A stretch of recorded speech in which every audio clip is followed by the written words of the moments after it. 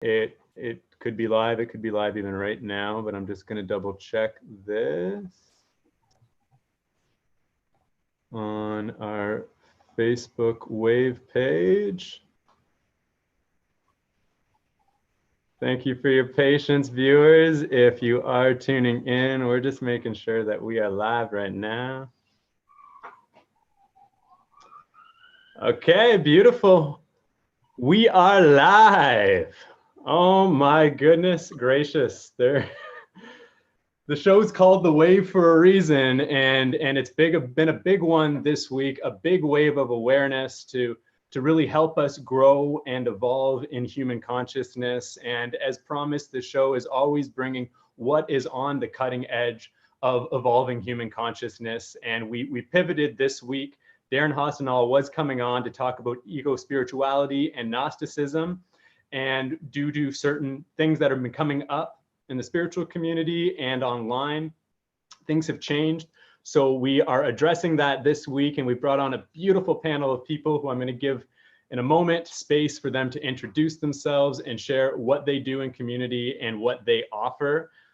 First of all, I just want to say thank you all so much for tuning in. Thank you all for the great response for this week's episode. There's been a lot of things to consider and sort through and process, and I appreciate everybody's continual dialogue, the feedback, the criticism, and also the understanding and the opportunity for the show to pivot and to really tune into what the audience is saying and what you're saying, and we're listening. And we've set up this episode as a discussion so we can go into these topics. Super thrilled with the opportunity to speak to these three different practitioners about the different traditions and spiritual teachings they offer and how they honor these traditions and consider subjects such as cultural appropriation and maintaining a safe space for all those who attend their offerings. So we're really going to dive into these things. And me, myself, I have a social work background. I teach Kundalini yoga, and I teach self-awareness practices to grow in self-love. So this is a conversation that's really important to me as an event coordinator and a person who really offers a lot to the public. So I feel it's very important to be even more deeply informed on these situations, so we can all understand how to be more inclusive, include all voices, and really really connect, and really create more harmony. So on that note, I would love to just mention that there is going to be a Q&A that will start sometime between more likely 9:15 to 9:30. So please leave your comments on the Wave Evolving Human Consciousness Facebook page in those comments, and we will select as many questions as we can, and the panel will answer them. So please share, please communicate. We really want to hear from you. And just one final ask is to just be respectful and really be with your emotions and just consider all parties that are involved. And and in the forums, there's been a fair bit of anger and really strong words that are being used. And if you feel that way, I completely understand. I just want to give an opportunity for compassionate conversation. Realize we're all human beings here. We all have feelings, and we're all really trying our best in these situations. So just an ask for respect. So yeah, let's get into it. So if we can first go to Natalie, I just want to say I'm so grateful and thankful for you to be on the show this week. And I would love for you to tell us a little bit about yourself and what you do and offer to community. So yes, I facilitate and teach many different kinds of programs. I work in the theater world as well as the spiritual world and the corporate world. And generally what I'm teaching is the same, which is just reflection of love. I host retreats and apprenticeships locally and abroad, and work remotely and in person. And if any of you are interested in a more detailed account, please just find me on Facebook and feel free to PM me and ask me whatever you like. And I'd be more than happy to share. Thank you so much, Natalie. Thank you for being part of this forum. Really grateful and excited to hear everything you have to share today. All right, let's head over to Mr. Darren Austin Hall here. Hey, everyone. Thanks, Chris, for having me on your wonderful podcast and coming to you from Costa Rica. So hopefully the internet connection, which can be a little shaky down here, will be consistent. Yeah, primarily I'm known as a sound healer. I work with the healing power of sound, and I also consider myself a multi-dimensional musician. And these days I'm also really investigating being a Gnostic, like really connecting to the European indigenous identities I've been researching for almost a decade now. In Toronto, where I was based previous to this move, I also ran men's circles for a few years with some other collaborators. And I also run the Big Love Ecstatic Dance with my brother, Jesse Buck. And yeah, right now I'm in Costa Rica and really keen on developing an eco-spiritual eco-village here and really developing a really new form of community and other sorts of initiatives.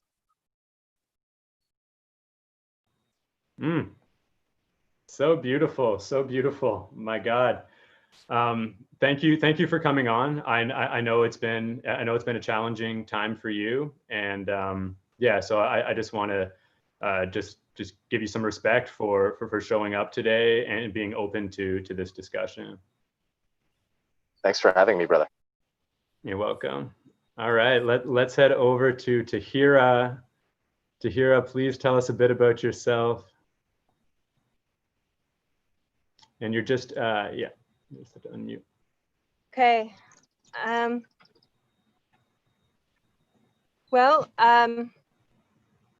my name is Tahira, but otherwise known as Waba Anongo Kwe, which means Morning Star Woman.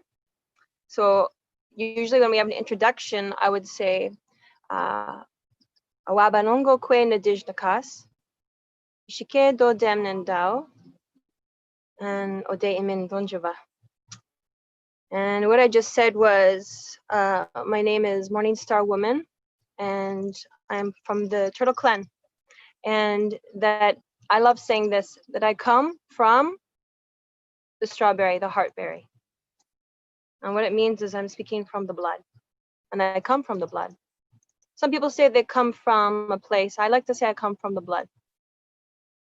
And what that means for me is that I'm Mi'kmaq, and that's one part of who I am. I'm Mi'kmaq. I identify as that, but most of my life I grew up in Anishinaabe culture. So I spent my 40 years of my life, 43 now, on Manitoulin Island, and learning many beautiful teachings, and learning a lot about struggle and oppression, and also of reciprocity and evolution. So as I got closer to my medicines, on that area, I was asked by the elders to go and find out more about my other side of my culture, and that part is Irish culture, which has gone through so much oppression. And eventually I came into becoming a part of what we call the Druid clan of Danu in Ireland. And what that means is I am a part of a group of people who are not wizards or witches. We are a group of people who think within the Allwind. So what that means is we are very perceptive. We see through many things. We cultivate our elemental connection with nature, and also through that I'm a reverend, and so as a reverend, I belong to something called the Fellowship of Isis, which is known as one of the first recognizable female, again for this era, reclaiming of the goddess or female archetypal based spirituality, which is really just a spirituality based in the matrix of our mother's voice. And so through all those medicines and these different virtues that I've been a part of, when I went back home here to Canada, I was asked, well, what are you going to be? A jingle dress dancer? Are you going to be, you know, fancy shawl smoke dancer? And I said, no, I'm a medicine wheel dancer. And they said, what does that mean? I said, I guess we'll see. So what I am now is I've had my dressmaker make me a medicine wheel dress. And when I dance in a clockwise way. And my panels in my dress are of the same model as the medicine wheel. So when I face east, the panel of my dress is yellow, and so on, like for each direction. I also have owned a daycare and I've raised children for about 20 years, 15 years on my own. And then I'm also a mother of teenagers and so yeah, I am ordained in my medicines to be able to officiate weddings and funerals, death, transitional aspects in life, rites of passages, and so on. And but I'm really here not to speak about that so much. I'm here to speak about virtue. So I'm really grateful that I have this opportunity to speak about what we're forgetting about ourselves and what's in our blood. Thank you. Miigwech. Thank you so much, Tahir. And Tahir has actually offered to open this space with a prayer for all of us. So I'll let you take that away, Tahir. Okay, so let's get a little education. This is asema, or tobacco. And tobacco is a plant that is constantly appropriated, actually.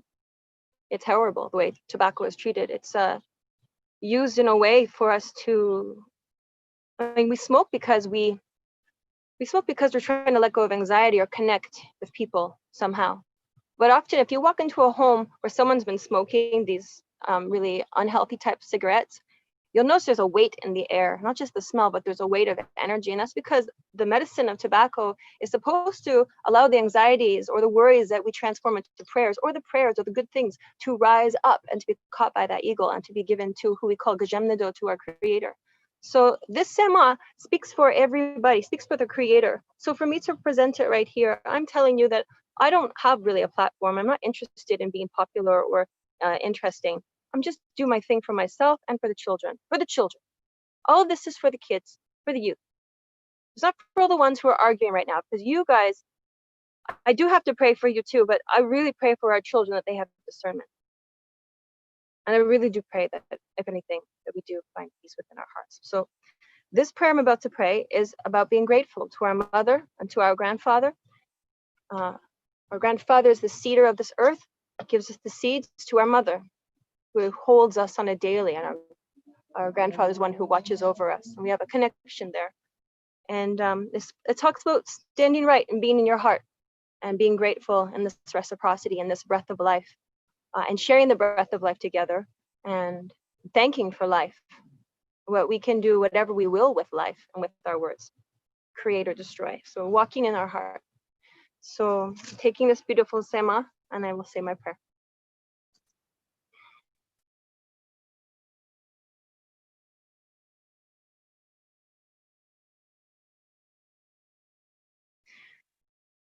Miigwech Gajemnido. Gi be wase yashayan nungom. Miigwech naditkit nungom gishkat.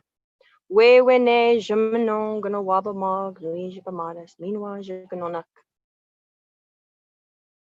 Miigwech Kakmakwe, our mother. Gimi Jang Madzuan. Thank you for giving us life. Gimi Jang Mijim for food. Gimi Jang Nibish for water. Gimi Jang was Senyak for the animals. Meanwhile, Gimi Jang Nasewen for the breath of life that we share together. Asema Nabatana. Oabano. Offer the tobacco to the east. Jawano to the south. Hiwedino.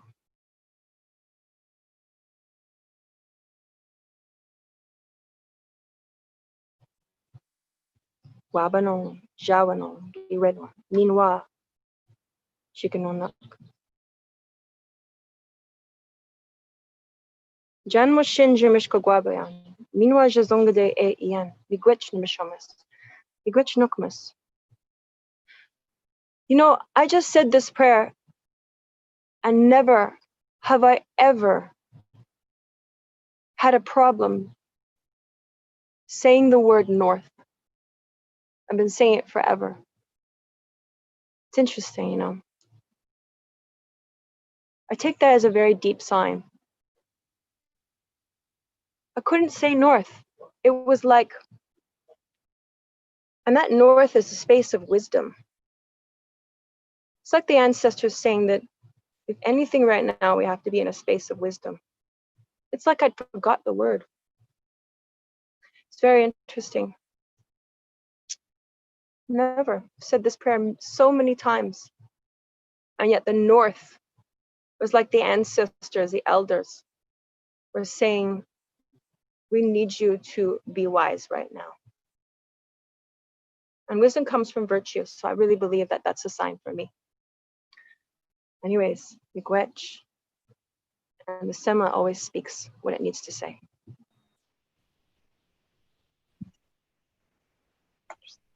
Oh, thank you. Thank you. Thank you.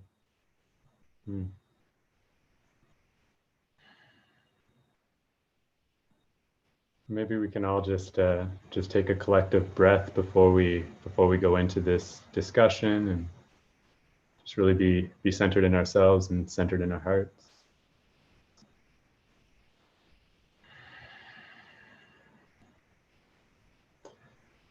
All right, let's get into it.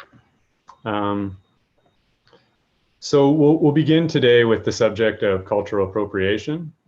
It's been raised in the Toronto community a lot recently, but we know this has been an issue for a long while. It's come up many times. It's come up very strongly recently. And I know each of you here today work within a different tradition and have studied with different teachers. So I'm curious what you have learned about the subject of cultural appropriation. And I'd love to direct this first at either Tahira or Natalie. If either you would like to chime in on this. Go ahead, Natalie.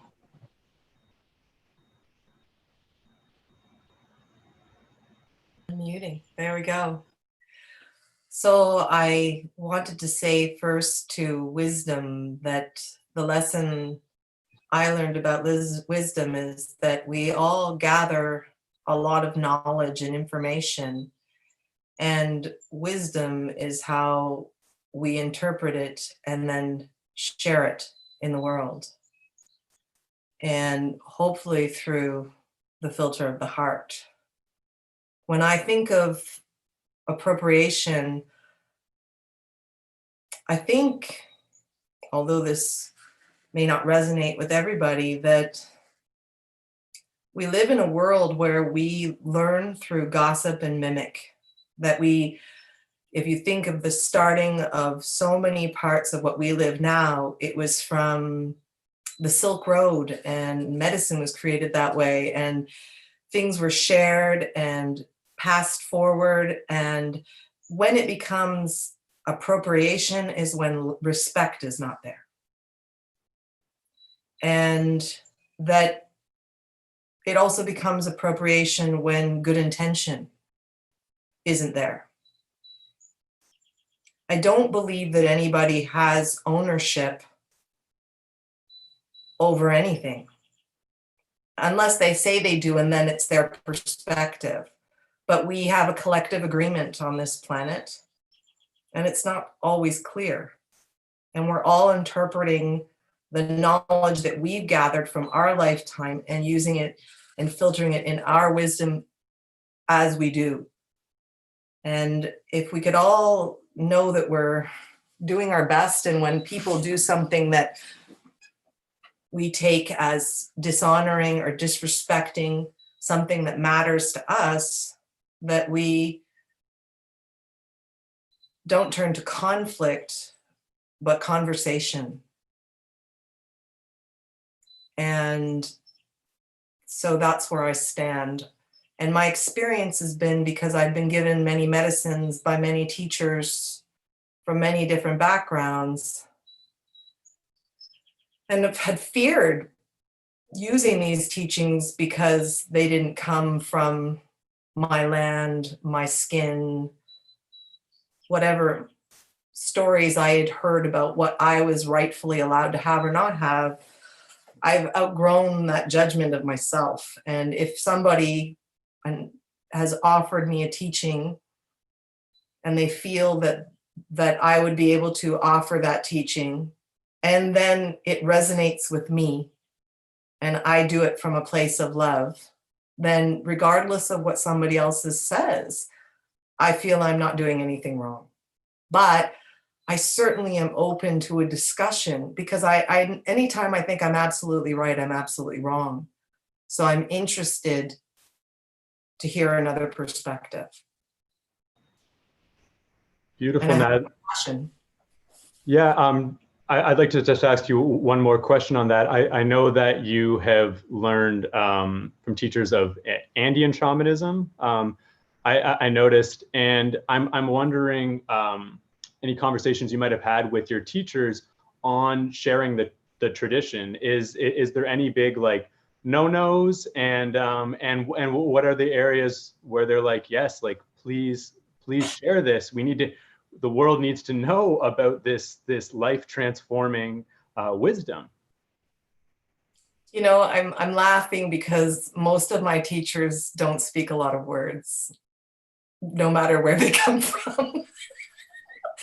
And they give me medicine. I ask a lot of questions, and they send me to be with myself and spirit to learn. And so I don't receive lectures. I don't even receive a lot of guidance. Just for whatever reason, they felt this medicine was to come to me. And so I receive it. And so far, my experience has been that I feel deeply honored.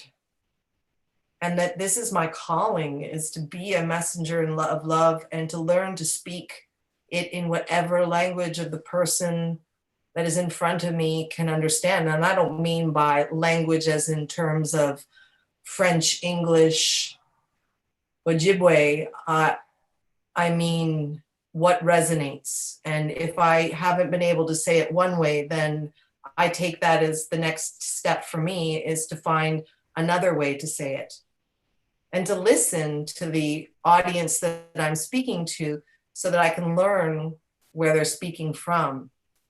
So energetically, heart to heart.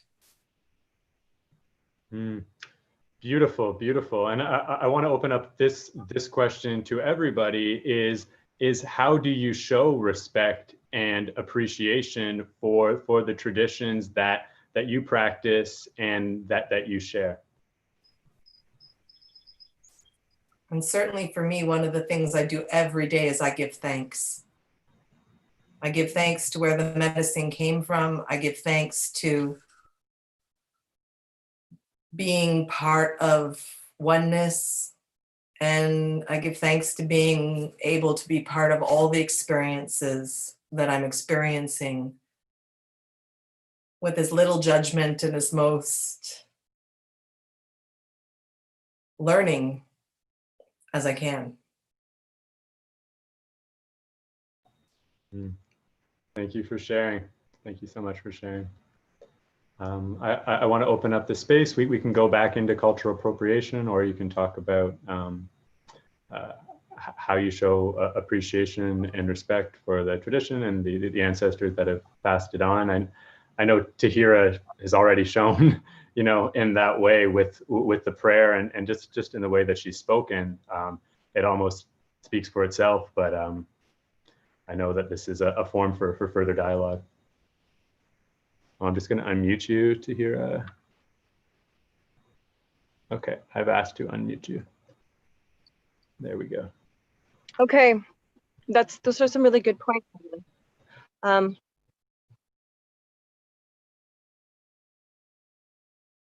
Being a pipe carrier for me has been a very difficult journey. It's not an easy one. I'm still taking in the fact that I just did this prayer, and I'm realizing many things I can't get over it, but that is part of the culture. that is part of the virtue. Culture is made up of values. It's made up of archetypal psychology. And we live in a time when we don't have virtue. And we take signs and symbols almost to a point of obsession and confusion too. Sometimes they lack quite a bit of integrity. Our symbolism these days is vanity. It's our mirror of what we're worth. I mean, the question of culture is your experience with it, your journey with it. It's the pains and it's the gains. I want to correct myself, 'cause it's really bothering me, is that when I put my sema up and I said,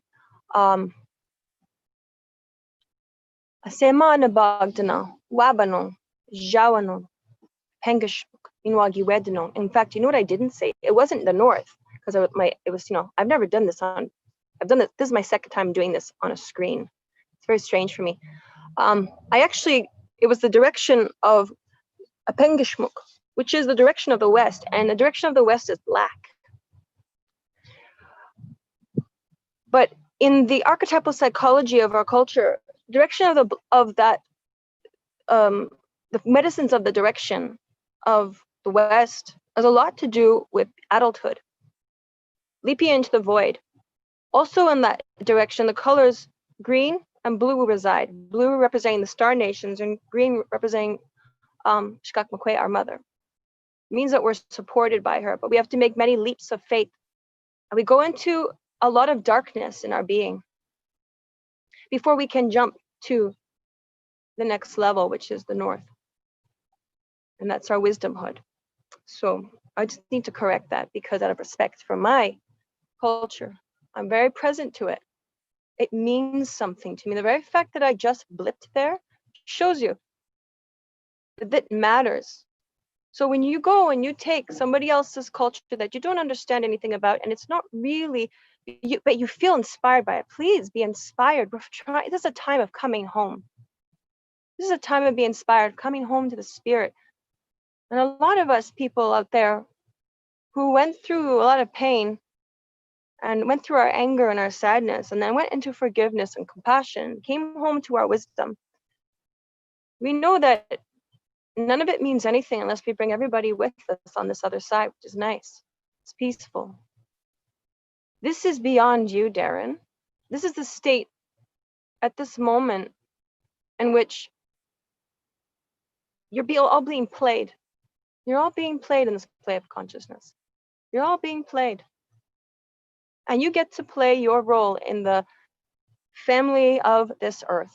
Now, you can be the nasty one who makes things more difficult and assumes and projects. And we know that doesn't get anybody anywhere. It's abusive. We can be that person who shuts other people down so they don't have their voice and they lose all their defenses. And they're being told they have to apologize, like a little child, you have to apologize. And the child is going, but I didn't even process it yet. Or you can be the person who rises above that and asks questions. Questions. Individual investigation of truth. Questions. Being part Celtic, and we're not even going to say that, Welsh and Irish, okay? My people on that side of my family went through great cultural appropriation. Great appropriation. And they still do to this day, by people calling themselves pagans and witches. But that's a topic for another day. So if you're right now, you're going, why are you saying that? I'll make a post or something with Darren on that one, because that's an interesting subject alone. Because the truth is, when it comes down to certain things, is there was quite a great culture in the Welsh community, in the Sami Scandinavian communities, the white people who live in the teepees, who also were photographed and put in museums and showcased and stripped down, and also were forced to eat a religion at first they didn't agree with, and now they've made peace with, and they've dropped their own culture for. Sometimes I ask myself, is cultural appropriation, like, is there another side to that word? I mean there is, but I often get bewildered because, it's, for me, it's painful to watch that one religion, that Protestant, Roman Catholic, Anglo-Saxon religion that came and told us we cannot speak our languages. We have to cut our hair. We have to speak their language. We have to worship their God. We have to do all of that. And guess what? Today, to this day, I'm so bewildered, and I ask myself a question, and I think it just comes down to archetypal faith and how our brain works and our heart works. We still have churches on indigenous territories that people go to, and they're okay with that. One of the greatest artists in Canada, one of the best artists, Manitoulin Land, I love his art. He's met the Pope. He's full-on Roman Catholic, and he makes the most beautiful indigenous art. Yet that was his oppressor. It's bewildering. And then you have, again, our different racial communities that love their Jesus Christ.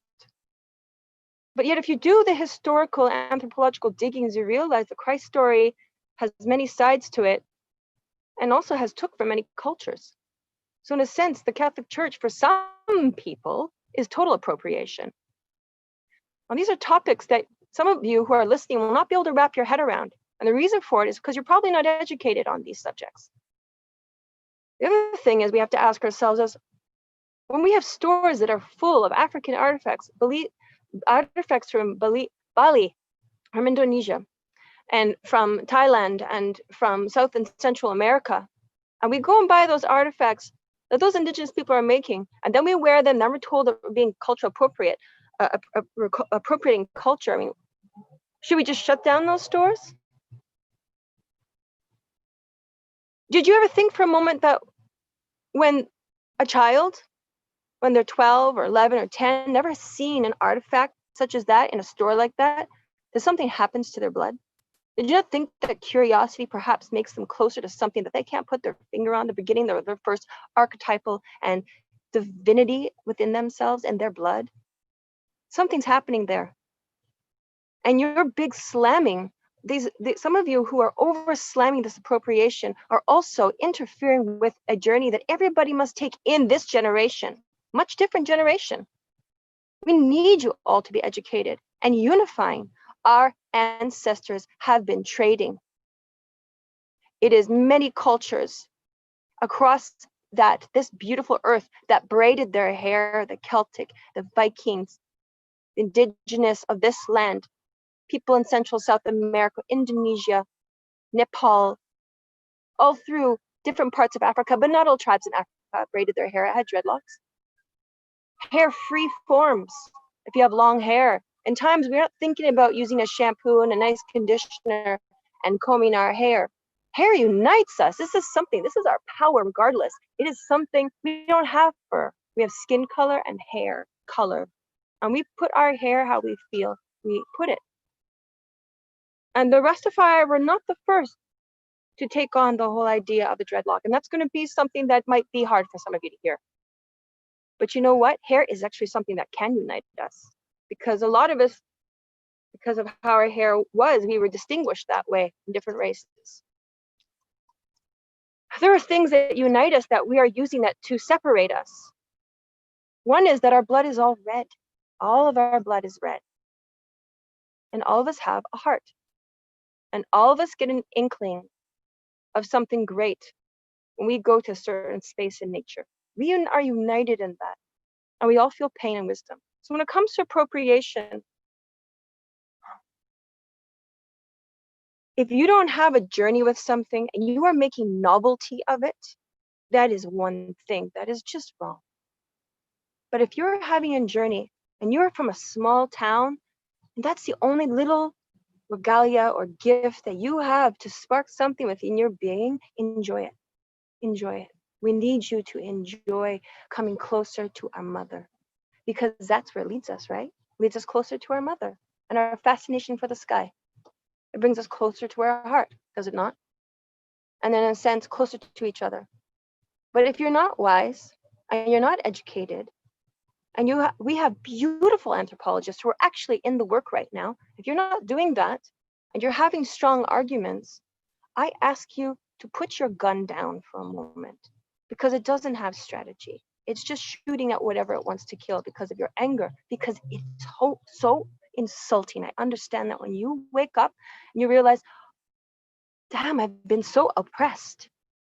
Even as a woman, I've realized how oppressed. I see my half Mexican children now have indigenous Mexican, Irish. They're super fun. They're chilly. Okay, they're great. They're a rainbow of a child. But I still see the way people look at them. They look different. But it's important that they are educated and that they ask questions. And they come close to the virtues that their ancestors held. And one thing I'll say in regards to Indigenous culture, and one of the reasons why I'm even on this platform situation right now, is that when I saw the initial post of what has triggered this Zoom conference, I didn't see the actual photograph that I saw, and where Darren was in it. It boiled my blood, or the passion so strong, and I don't open my mouth up to speak very often. It blew me away because Darren just so happens to have Welsh blood, and he's a bardic poet. And Darren, please lift your arm and show them your Awen. Please show your Awen. That's his pride and joy of his bardic ancestry. He is entitled, of course, to a drum. He's entitled to sing. I've never heard him sing any of my songs, so he would love to learn them. Who wouldn't? They're beautiful. When you bring them into a state of many people singing them, it's such a wonder how we can't just all share our songs together. But what Darren has always done is, yes, you know what? Actually, he's quite a good musician. When you, what he has to share, and especially in the beginning of his process, it was new for many people and very enlightening. And it does help bring us to a different state of perception. But when you're in Toronto and you see it all the time, you're spoiled by it. You don't care anymore. And isn't that the way it is in this consumer, just absolute disposing of everything? That's appropriation. When you go and you visit someone's temple of what they have to offer, and then you dispose of it, that's appropriation, because you just made novelty of it. You weren't in the process entirely. You don't have to like what they say, but don't forget everything comes through what we call the Awen. And that's part of being a druid, is understanding the power of our Awen, that in between, the unseen, that force of creation, that places in my mouth at this moment when I speak, when we all speak. But you are not in alignment with Awen when you're in a state of hate. And so the technology of our ancestors understood this. And that's something that we share. We know that virtue is the technology to enlightening the soul being. It's not new agey, weird, blah, blah, blah, blah, blah, all this bypassing vanity. It's virtue is the sword in this time. And you can see who has it and who does not. And my friends, if you see people are not speaking in virtue, please, no matter where you come from, show them virtue, have their hearts open. We are in the most vicious virus right now, far beyond Corona. We are in the virus of hate, and our oppressors have created such a fantastic game that they have pit us up against each other so they can walk away, and we're still scrapping about whether we are worthy or not. We are in the war of worthlessness. Who is the most worthlessness of the situation? It's ridiculous. And that's why I'm here, because it's ridiculous. Please wake up. I mean, when you see the war on those comments, the hate that has just only blocking, when you go out of your way, and I'm not the only person, we actually went out of our way, some of us, except for me, but I encourage it, to talk to our, what I call patient zero, the one who created this virus, the reason we're here, okay, of hate. This perpetuator of hate in our community. This person who created that hate is in great pain, a pain that you don't understand. And that person is also a healer who is grinding his pain into your medicine. And while you're busy calling that out into other people and not looking at yourself in the mirror, you're exposing that you don't have virtue, and you're exposing the great need. You just exposed everybody. Thank you, Patient Zero, for exposing how deep that hate is. Thank you. If I can leave here today, I would say thank you for exposing the pain of hatredness, lack of individual investigation of truth, impulsivity, which is also weakness, lack of strategy, which shows no virtue. Thank you for exposing the great need in our community.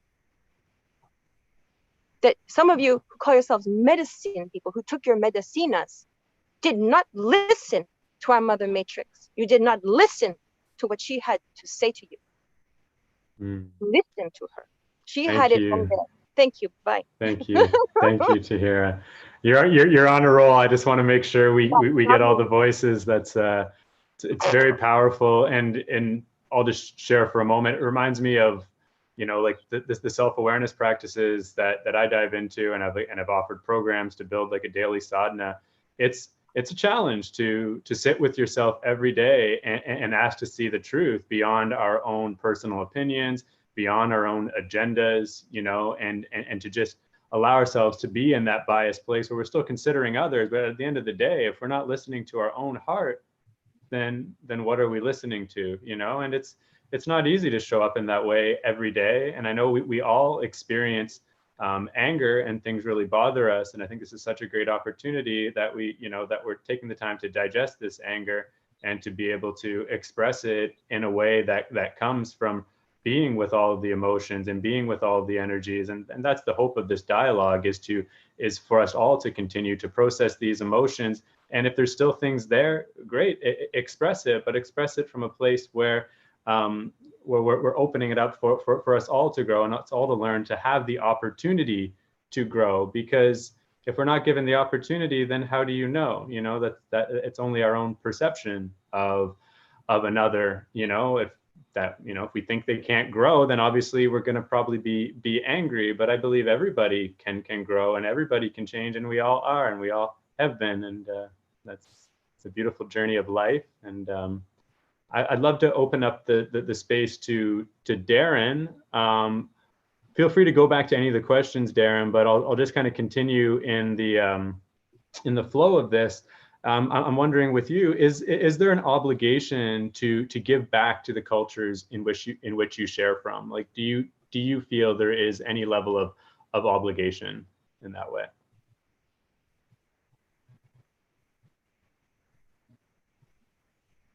Wow. Just want to thank Natalie and Tahira for their beautiful shares. I think this is why we need more female leadership in the world.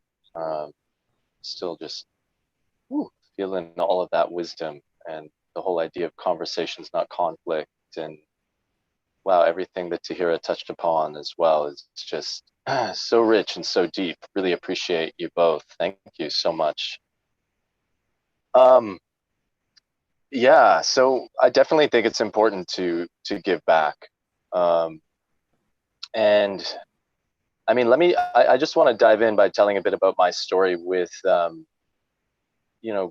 cultures that I've come to really appreciate. Because I don't know if a lot of people know this, but cultural appropriation has been something that I've been very interested in for a long time, of knowing about, of dismantling and challenging.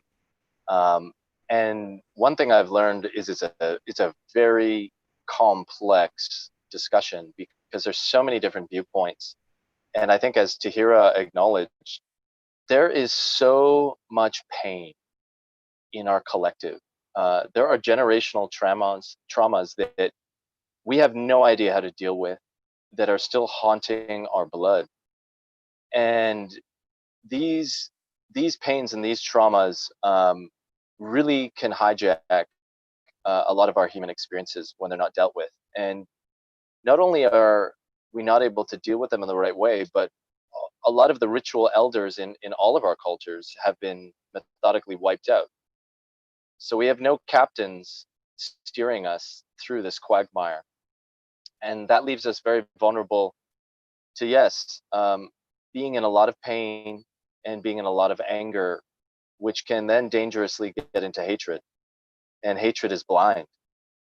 And I think we're seeing a lot of that in the world right now. And it's a necessary stage, because I think through that hatred and pain, we can find a certain kind of radical unity. But I'd like to share, for me, the the idea of, I think Natalie touched on this, that cultural appropriation and respect, and I know Tahira did as well. That really rings true for how my journey began with this. So over a decade ago, I was really blessed to meet a Mohawk elder who I ended up basically being a student of for 2 years. And she had a council of elders that she had initiated as students as well. And those were some of the most incredible years of my life, because she was very openly teaching people what she called the Red Road, and she was accepting people from all cultures to come and learn. Interestingly enough, she shared with us at a certain point in our learning that she had received a prophecy through her, I don't know if it's all Mohawk people or her specific tribe or clan, but she shared this very interesting prophecy that the First Nations people were aware that the white people were coming to Turtle Island or North America.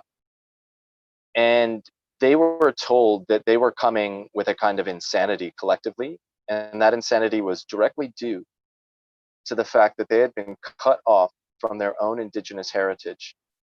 Because what happens when a peoples is cut off from their indigenous heritage, that means they're also cut off from the wisdom of the earth. And wisdom is something we've been sharing about a lot, which is really inspiring and exciting for me. But it also cuts us off pragmatically from the ecological laws of the planet.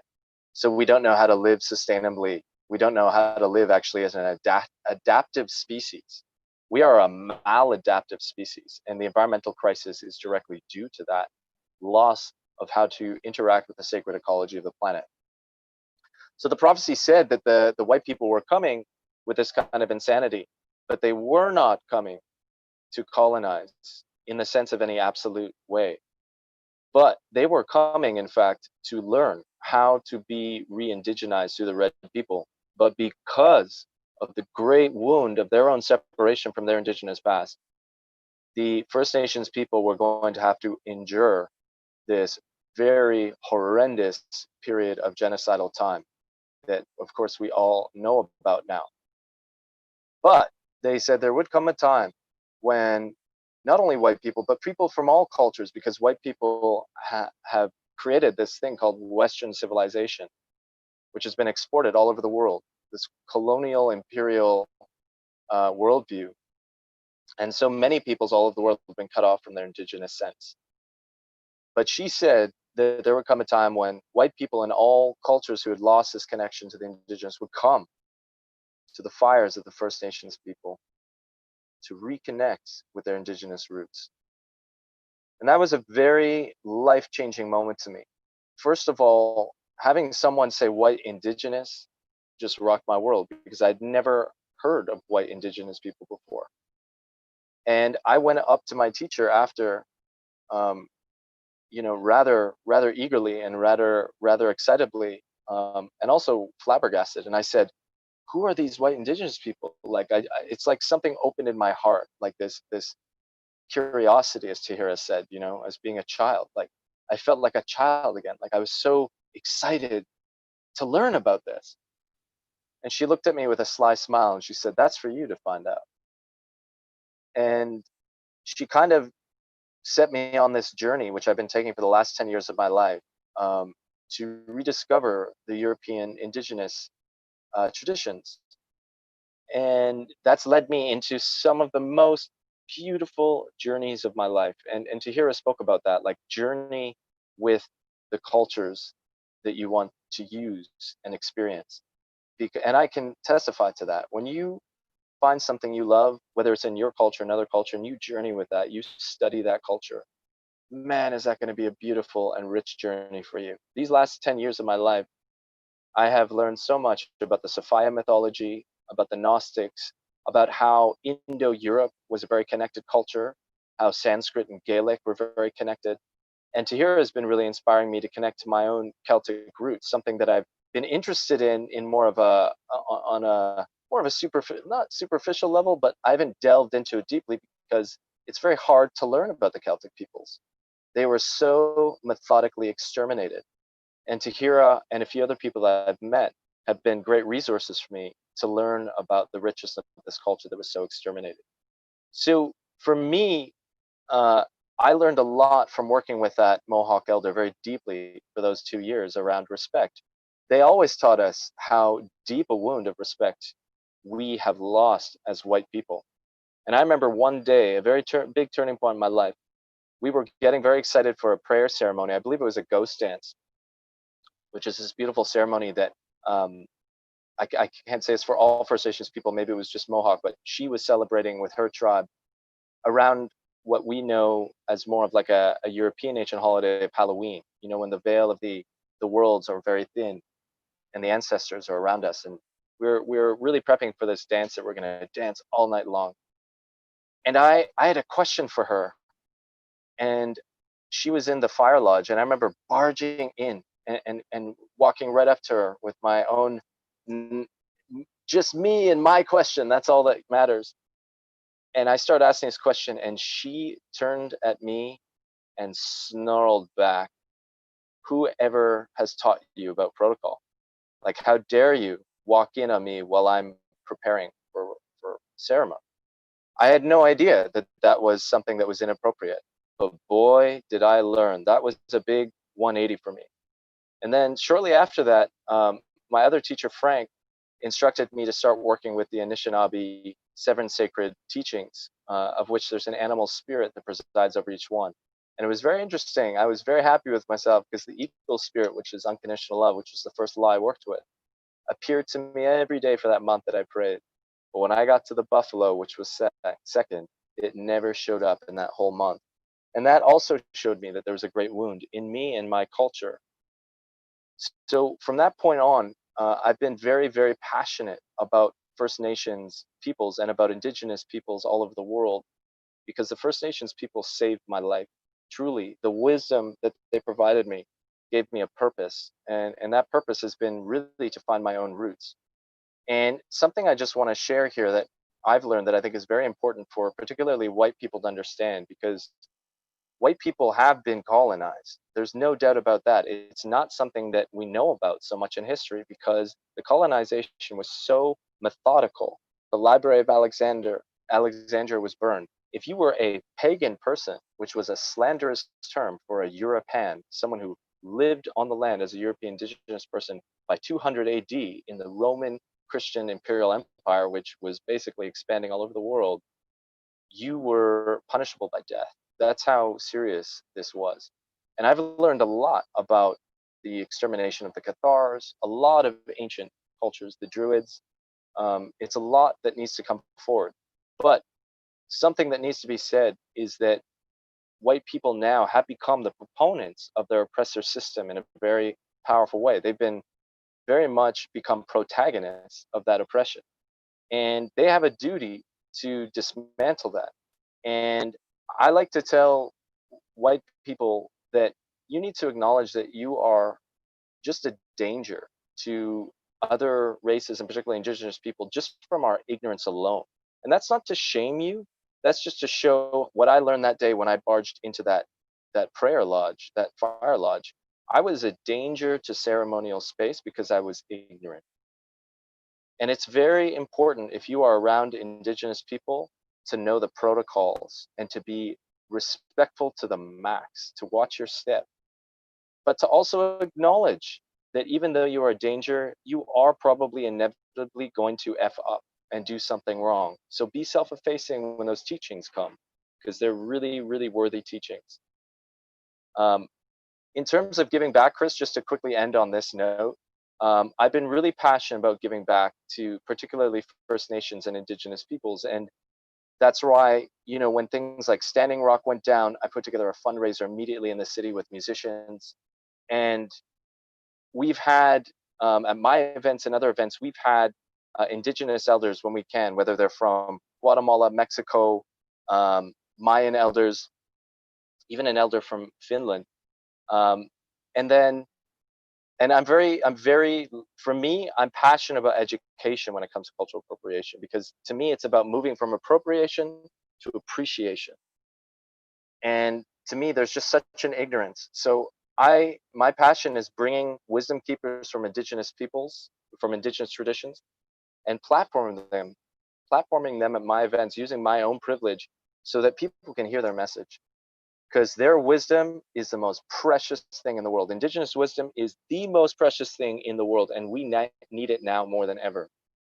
And I want to give a really special shout out to Tahira, because at a certain point we've been running these big love ecstatic dances, and they became incredibly popular, and we were profiting a lot off these dances.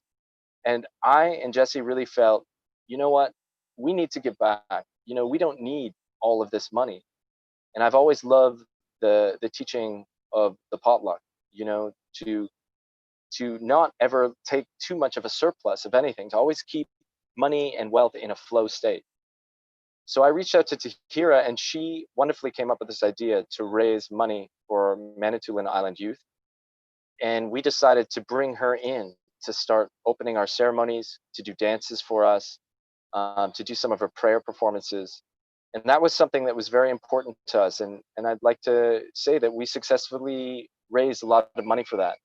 And we have talked about next steps, about going to Manitoulin Island. But, you know, you got to be careful with those kinds of steps. You know, it's about taking your time to build a proper respect. Because I know a lot of white people want to help Indigenous people. But you'll find, you know, it's not just about, you know, raising money and then thinking, okay, you're great in their eyes and you can go and like do something special. No, you got to really be humble. These wounds are so deep. And a good way of learning that is go into your own wounds and realize the wounds that European peoples have gone through, because then you'll provide yourself a space for understanding a beautiful kinship around woundedness. And those wounds will lead you to great wisdom. I think Tahira wants to add something. Thank you so much, Darren. And yeah, Tahira, love to hear from you. We do want to get to the next topic quite shortly, so if we can just keep it to a few minutes. And I'd also love to hear from you, Tahira, about the question about giving back. I would love to hear your feelings about that. Is there an obligation? Is it necessary? And like, what are ways that we can give back? I'm going to unmute you. There we go. Everyone who's watching, you have a duty to do. You really do. We all have this duty. You have to look up the word cultural appropriation. Then you have to look up the word. It's very important to be curious and look up the word reciprocity. Because it's not just, if we took the word indigenous away for a moment and called it ancestors, there's great reciprocity. And that was something that I was teaching Darren about, and Jesse, is that the big love was making lots of money, but what was the point in calling it the big love in a sense? How much further could we take this concept of the big love? And I said, you know, there is so much corruption on the territories in regards to what money goes where sometimes, and especially the youth at times can be without, depending on the territory. And we gave a handout twice. And I have great respect to who we gave it to. I'm not going to name, but you can be sure that we gave it. I went personally, delivered it to the youth. And when I delivered that few $1,000s twice in a row,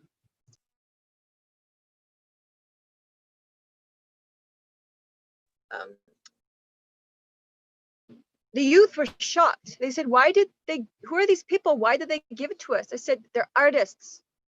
And all we have right now is that space within us.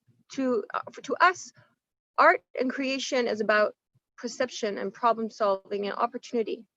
It's so many things, and it's what all of our ancestors held together.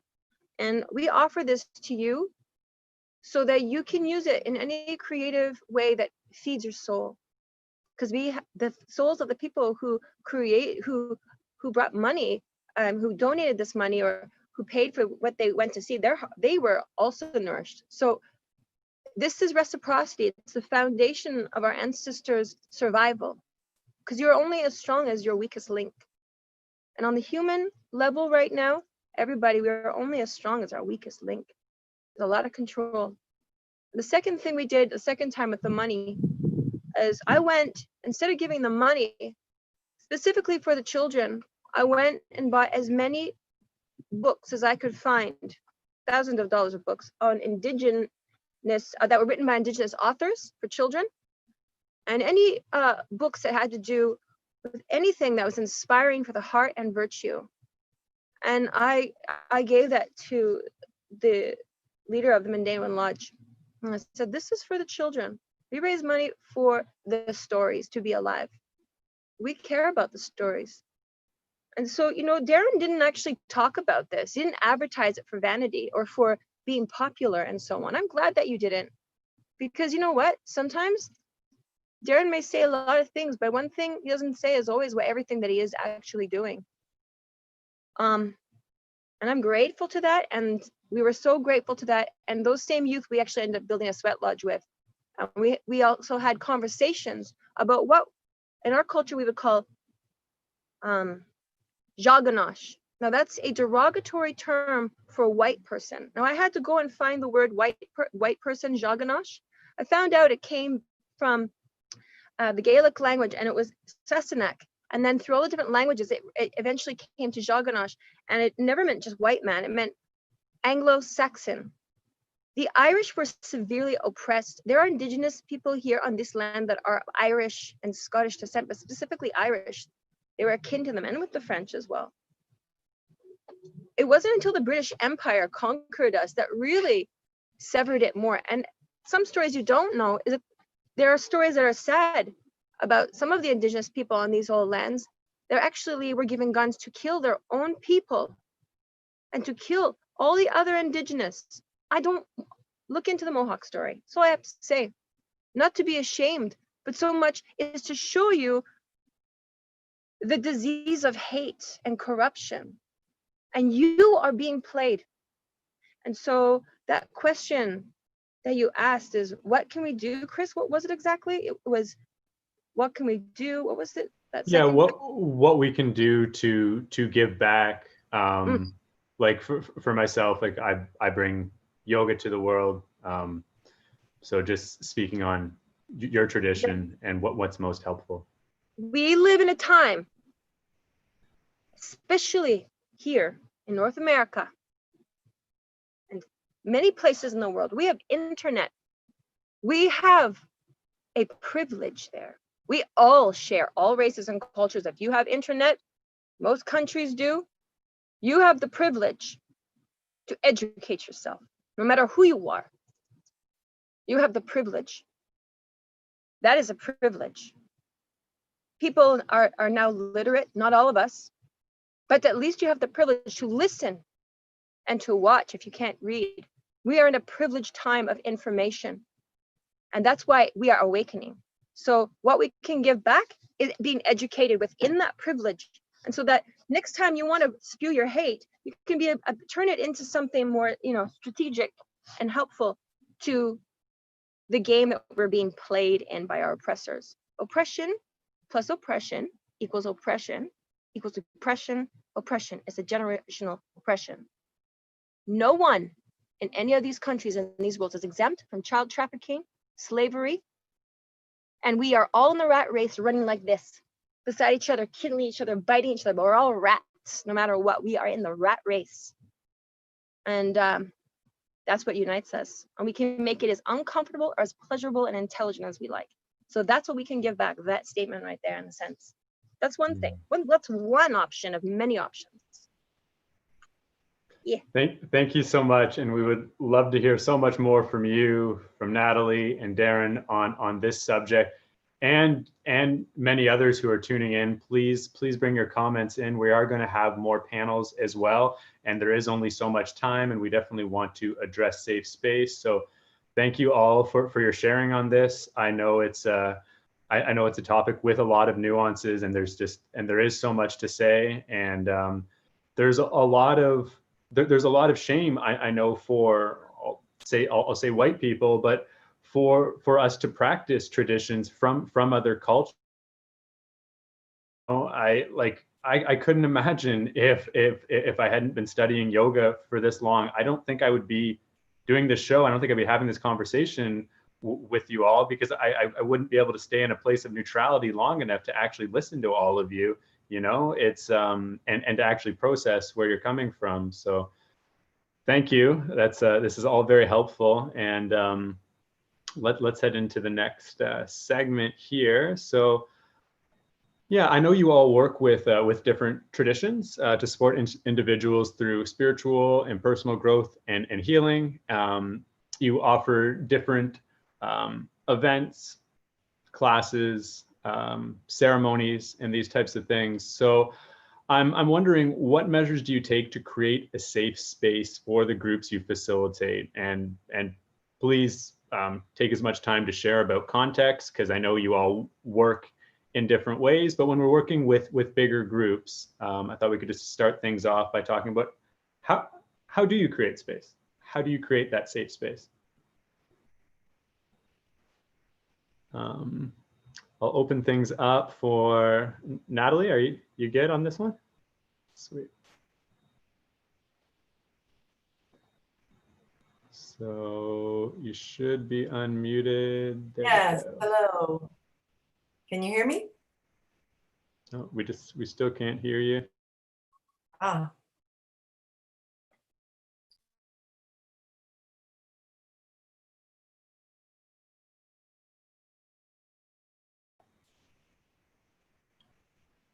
Okay. how about now? Can you hear me? There we go. There we go. Hi.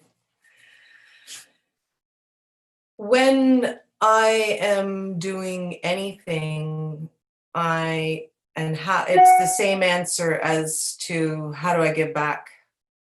I walk in love, and I believe there's only fear or love, and fear is just love and resistance, and fear is expressed through the ego, through anger and judgment and all kinds of anything that doesn't feel good. From my understanding of studying many different things, is that anything that doesn't feel good isn't love. It's love and resistance.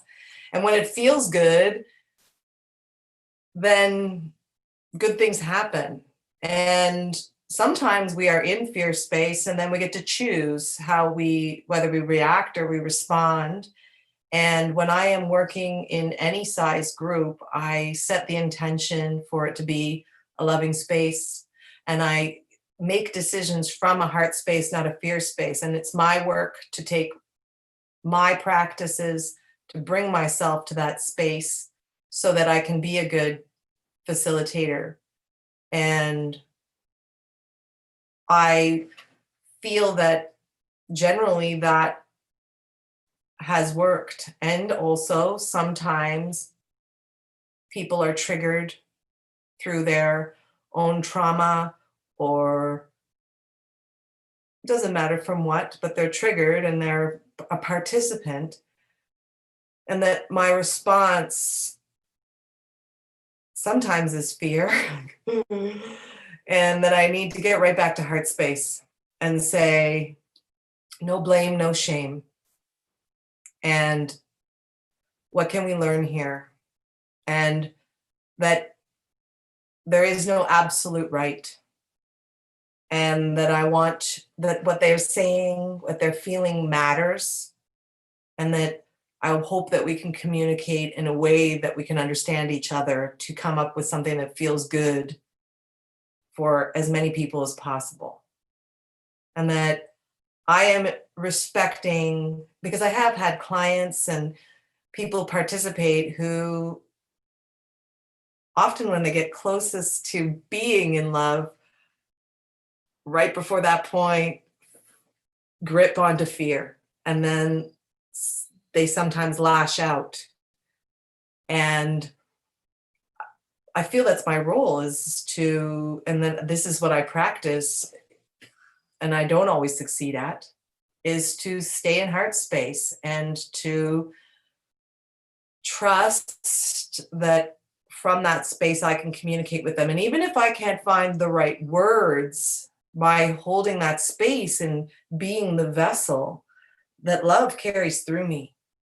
And I speak to their heart, even if they're speaking to me through their fear. And sometimes that's where I go to. on an energetic level. And I use my body language and I use my energy to embody a space where they can feel safe and non-judged. And sometimes my ego will say, well, what they've done is awful or mean or really hurtful. I don't feel, in my experience, that anything good or useful for resolution, especially when I'm facilitating, will come from giving anger back. And so how do I give back to all the traditions that I've had the honor to learn in, is to walk in love. And when I fall, get up with as much grace as I can. And when I see someone else fall, know they're my reflection and that they're there to teach me something. And that they too need to fall. And that sometimes all I have to do is create a safe place for them to get up themselves. Sometimes I need to put out a hand and help them up. And sometimes I need to grab them by the seat of the pants and help them and get them out of there in a loving way and a caring way so that they're not of harm to themselves or anyone else, to address that love. But every situation is unique and is always guided for me by love. And so Thank you. that's not always an easy thing to do. So what does it mean to you to walk in love? What does that look like, or what could that look like to somebody else? Great. So let's imagine a triangle, and on one corner is the hero, another is the villain, and another is the victim. And I think we all run these corners, and we're perceived as one by certain persons in our life as, you know, you're always the villain, or you're always the hero, and you're always the victim. And really, I think we run those corners as part of having an ego, which for me is what animates us. If we think about it, the body is the vehicle, the ego is the chauffeur, and the spirit is the one who's taking the ride. And there's a communication that needs to happen in order for that vehicle to move, that joins both the ego and the spirit. And so, what was your question again? That what is it that I do? What is it? Like what is walking in love? So that was like part of your, So when I notice that I'm in any of those three corners, I know I'm not in my heart. If I am feeling something that doesn't feel good, then I know I'm not in my heart. Because I believe that heart is infinite possibility. Heart is our direct connection to spirit. And even if it's a hard decision, it's a knowingness, it's an impulse, it's not words. It can manifest into words in that joining between chauffeur and the one taking the ride. But when my heart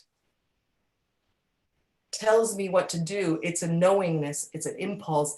And even if it's something that maybe that other person doesn't want to hear, or I thought I didn't want to share, I know it comes from love. I don't think it, I know it.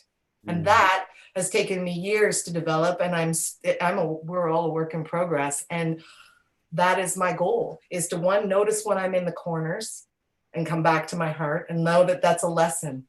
I don't need to be the hero. Why am I trying to be a hero? Who am I trying to fix? And why am I trying to fix them? Am I feeling the victim? Well, maybe there's something that maybe I'm feeling that because there's a wound that I'm ready to look at. And then I say, and on the other side of that is growth. Fantastic. And sometimes I'm perceived or even being the villain, and it's usually a resistance that I don't want to face that pain, or I am sick of dealing with that feeling. And again, it's still a message to me that there's something, because if it's coming up, in my belief, it's coming up because I'm ready to look at it. And what I see happening on this call and I see happening in the world right now, is the shadows are no longer under the rug and behind the curtain, they're coming out. And I believe the four of us here are light carriers, and how we came to shine our heart. You could see us as Care Bears, it doesn't matter. We then can choose on our path to shine light on those shadows. And we're being given an opportunity by them all revealing themselves right now. In a way, they're saying, here I am, and I'm hurt, and I'm scared, and I don't understand, and it doesn't feel good. And instead of playing fear ping pong with them and justifying and correcting and blaming and shaming, even though I get all those feelings, I say, thank you. Now, let me shine some light on that. Let me give you some love.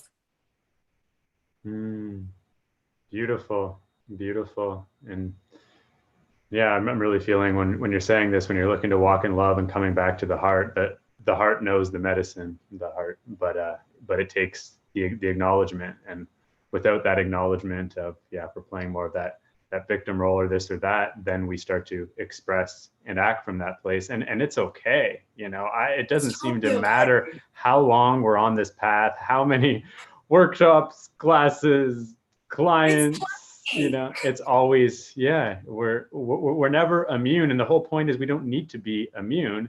It's simply to be aware. And that creates a level of immunity if we desire, if our desires are pure to be with what is and to be with what is true to us. So I just want to mention one more thing on that, because you mentioned about how it feels good when you tune into your heart. And I can resonate with that to a degree, but it doesn't always feel good. I feel when it becomes really clear what the situation is, there is like really good feelings with that. But I just want to clear that up for the audience, or maybe that is how you feel, but you're mentioning how it's a good feeling. Well, I also would like to clarify that courage in my perception is when sometimes I'm just in heart space and I'm feeling fearlessness. And so I'm whole. And when I'm outside of fear, I know there's nothing to judge. But sometimes I'm in fear, and that's normal because I'm human. And then I have a choice to choose courage. And I define courage by fear faced with love instead of fear faced with fear. And at the same time, I believe and I teach and I shine a light on a world that walks consciously. And I know for myself, I lived so long from the neck up, and I lived so long not knowing what that even meant to be living consciously or mindfully. I didn't know the difference between mindfulness and presence. I didn't know that I could be consciously in my ego or consciously in my heart, and that there wasn't wrong in it. But when I'm conscious, then I can choose how I behave. And I really believe a lot of spirituality is synonymous with maturity, that we are to be responsible for our thoughts, our words, our actions, our responses to our emotions, and ultimately our energy. And that takes discipline and practice. And so we go and we seek out all our different disciplines and practices. Some of us are blessed with cultures where those are clearly defined. Some of us are not. But like Tahira said, we live in an internet world. We have infinite information where we can seek to understand different ways to heal our trauma and know how to act from our heart instead of from fear, and to be in non-judgment. And that it's not a permanent state because we're human, but we can get better at it. It's the journey, not the destination. So whatever is transpired that brought us here, bless you, thank you, I love you, even if that sounds cliche to you. I speak it in my sincerity, and you receive it from where you're at. And yet I send you love. Thank you so much for your perspective, Natalie. Okay, so I'll open this up to Tahira or Darren. You can speak about how you create safe space. We'll go into this question here as well, if you're feeling more in resonance with this. So what responsibilities do you feel you or other facilitators have in ensuring that the people who attend your events feel safe and that they're inclusive? Okay, I'll unmute you, Tahira.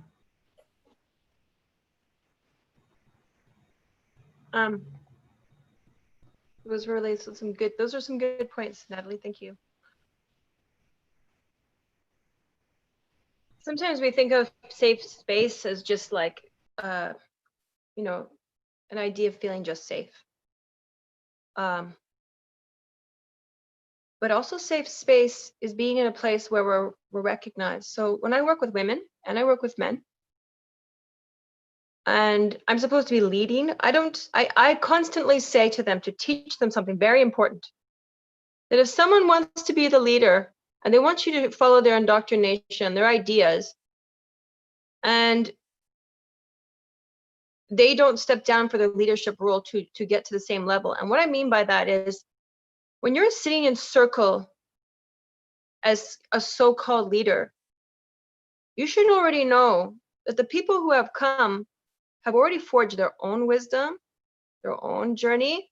They come from all backgrounds. And guess what? Everyone is so beautiful that if they rose through that sacred pain, that they'd have some beautiful wisdom of truth to crack and to give you perspective as your so-called self of leadership. And so I immediately acknowledge to every woman that I am around, unless, and this is what I learned from my elders, sometimes the human being is so layered in vanity and ego that I find it so difficult to speak to them. So you know what I do? I wait until they've relaxed themselves. I bring out the best in people if I can. I show them their best part. I ask them questions that they ask them. You know, like one question that comes up generally a lot, I find with women, is the issue with their relationships with the opposite sex, with men. Now, I'm going to just speak as in like the gender of male-female relationship, but also at the end of the day, this comes down to all relationships. There is one way to solve the relationship issue when we are having conflict, and we forget this every single time, is that if your relationship, your romantic relationship, no matter what gender, preference you prefer, or whatever, is not rooted in friendship, like, would you speak to your friends that way? Would you speak, when we speak in anger, we speak to our friends that way? We'd want to preserve or hold certain parts of ourselves back. But somehow we think of the relationship as a place to dump all our insecurities and our emotions onto in a very sloppy and sadly, but it just is, immature way because we haven't learned a better way. So we have to change that relationship. When that's like an epiphany for people, like, right, wait a second, I'm not in a healthy relationship. I don't even speak to them like a friend. They don't even speak to me like a friend. Why am I even having this conflict? They don't respect or honor me. There's like little epiphanies. So we try to find things that we are having issues with, speak to them. Everybody give their story. Safe space is being able to give the story. Sometimes in that story, there's someone sitting there with a deep, dark secret, and they're there. Somehow they were called to that circle, and they won't share that secret, sometimes they can be known as the one who's a little awkward. Sometimes they can be known as the one who could be the most dangerous. And that becomes very challenging because we're supposed to create a safe space for that person somehow. This is where the softness and the compassion of softness, the idea in this world that it's soft, changes a lot. Because sometimes when we have to call out something, be very straight with people and really call something out in a very straight way, but it has to be rooted in wisdom. That is very hard for people to hear. So it's been in my experience that sometimes I can appear to be intimidating. Well, that's the role I play. I make you look at yourself a little bit. That's uncomfortable. Like I've had people say to me, young women, I don't know what it is, but you intimidate me. And I say, I'm sorry, my love, that you feel that way about yourself. You have great power. And you don't intimidate me at all. And just to like turn it back, like, you can get there. I used to feel that way too. And it's just acknowledging in that safe space that we have our deep, dark secrets. We have to uncomfortably, with what we have as that supposed leader of that circle in that moment, we're doing our best with trying to hold space for sometimes something that we don't even understand or know how to even, work with it, or how to conduct it, or how to hold space for it. So there's always learning there. And that space is also sacred, because that's, if the person's humble enough and not sloppy, they can attest that they didn't know better on how to handle that situation, but they wanted to hold space, at least try to. And we live in a time right now, because this question that you're giving, Chris, is really around men trying to hold space for women. And I would like to acknowledge that I have seen some men in my time be asked by women to build red tents, to put, because they don't know how to, they want to have a structure, or to help build something like for a sweat lodge. That's what our men did. In a lot of our cultures, we all had that reciprocal behavior, and that's a healthy thing. It's not like, oh, you invited them into the red tent, how could you have done that? Did you think for a moment that maybe it was a consensual process? You weren't there, you weren't present.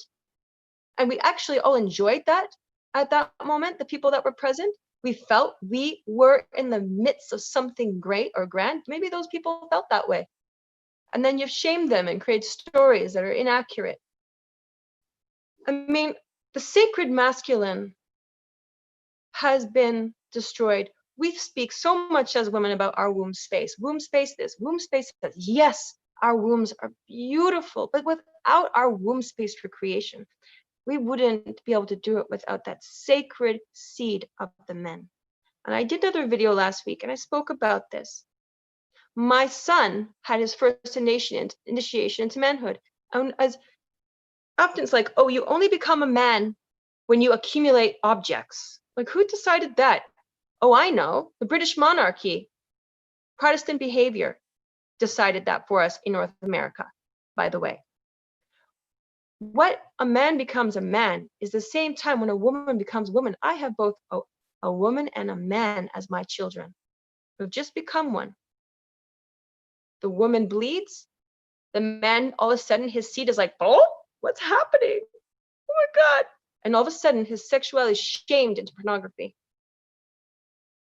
And women, I said this last week, if you are in the sex industry, you are assaulting my son.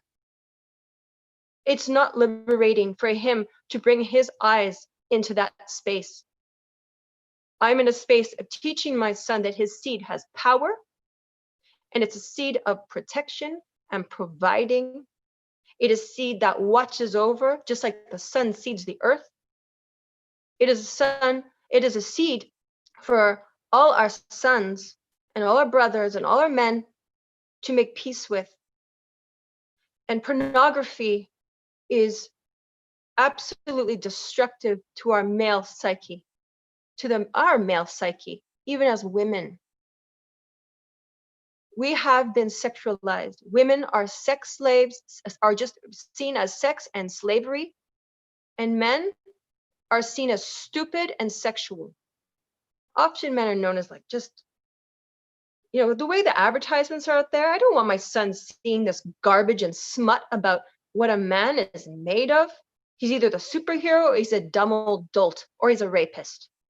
I'm raising a son in a world where we have a great imbalance and a lack of education and not taking advantage of the privilege of information. So holding safe space is recognizing where everyone's coming from. I encourage men to go forward, and I encourage women to go forward in the exchange. We are two wings of one bird. There is no other way about it. We cannot fly otherwise.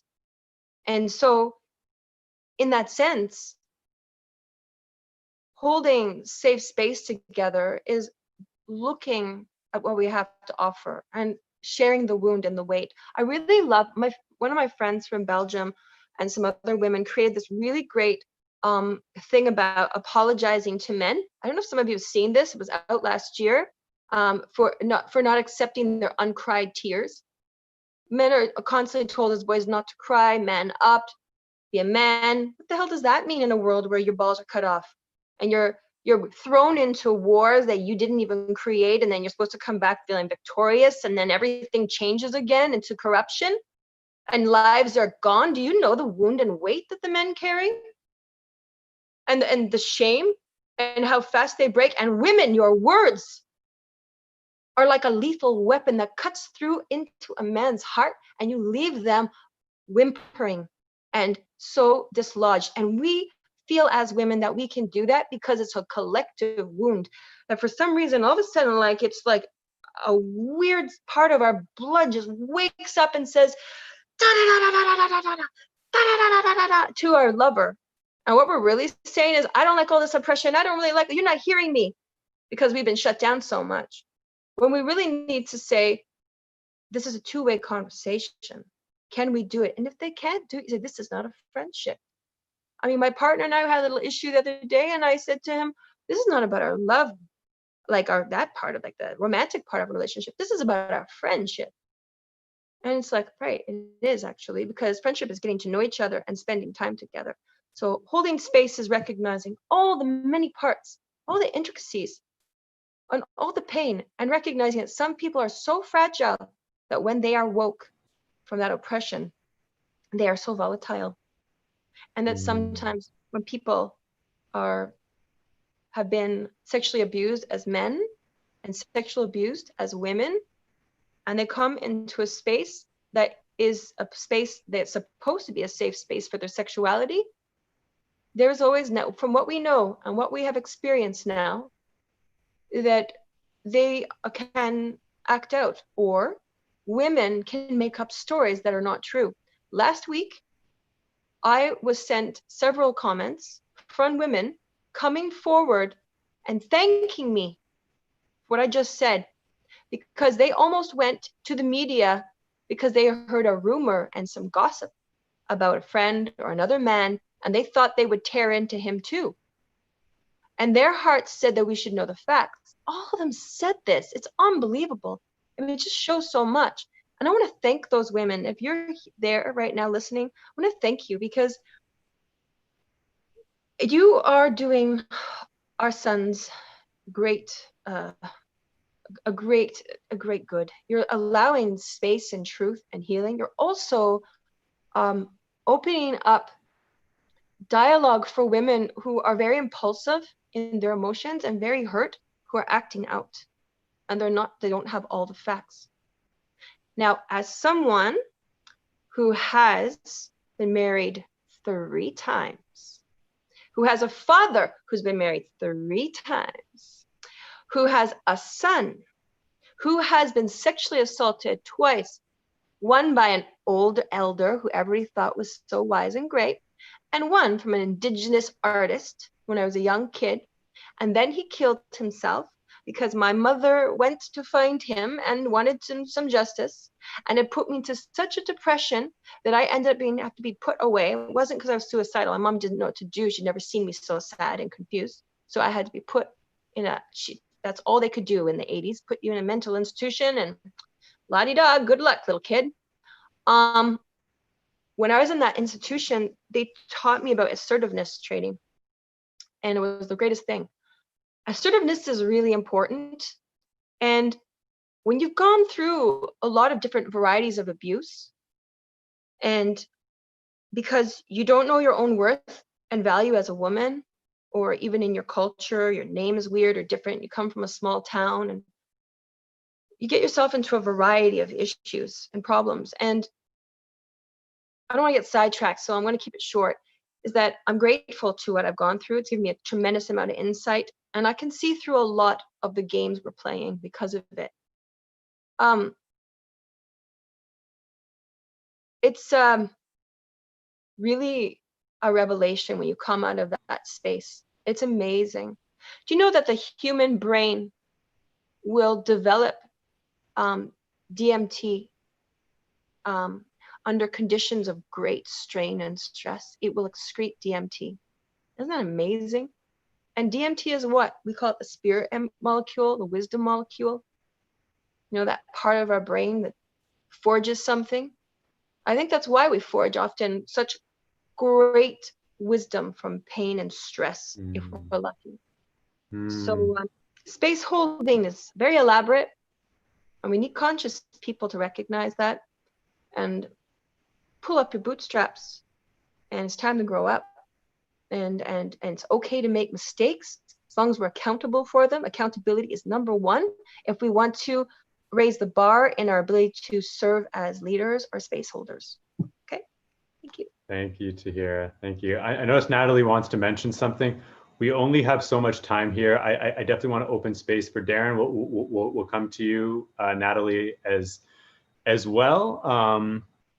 We can probably go for about another 10 more minutes, and then we'll take some audience questions. So yeah, Darren, I would love to hear the same question. What responsibilities do you feel you or other facilitators have in ensuring that the people who attend your events feel safe and inclusive? And then I'll let you know where this is leading as well, because I do want to ask you also, what sort of measures have you taken to address situation where individuals have experienced harassment or other harm?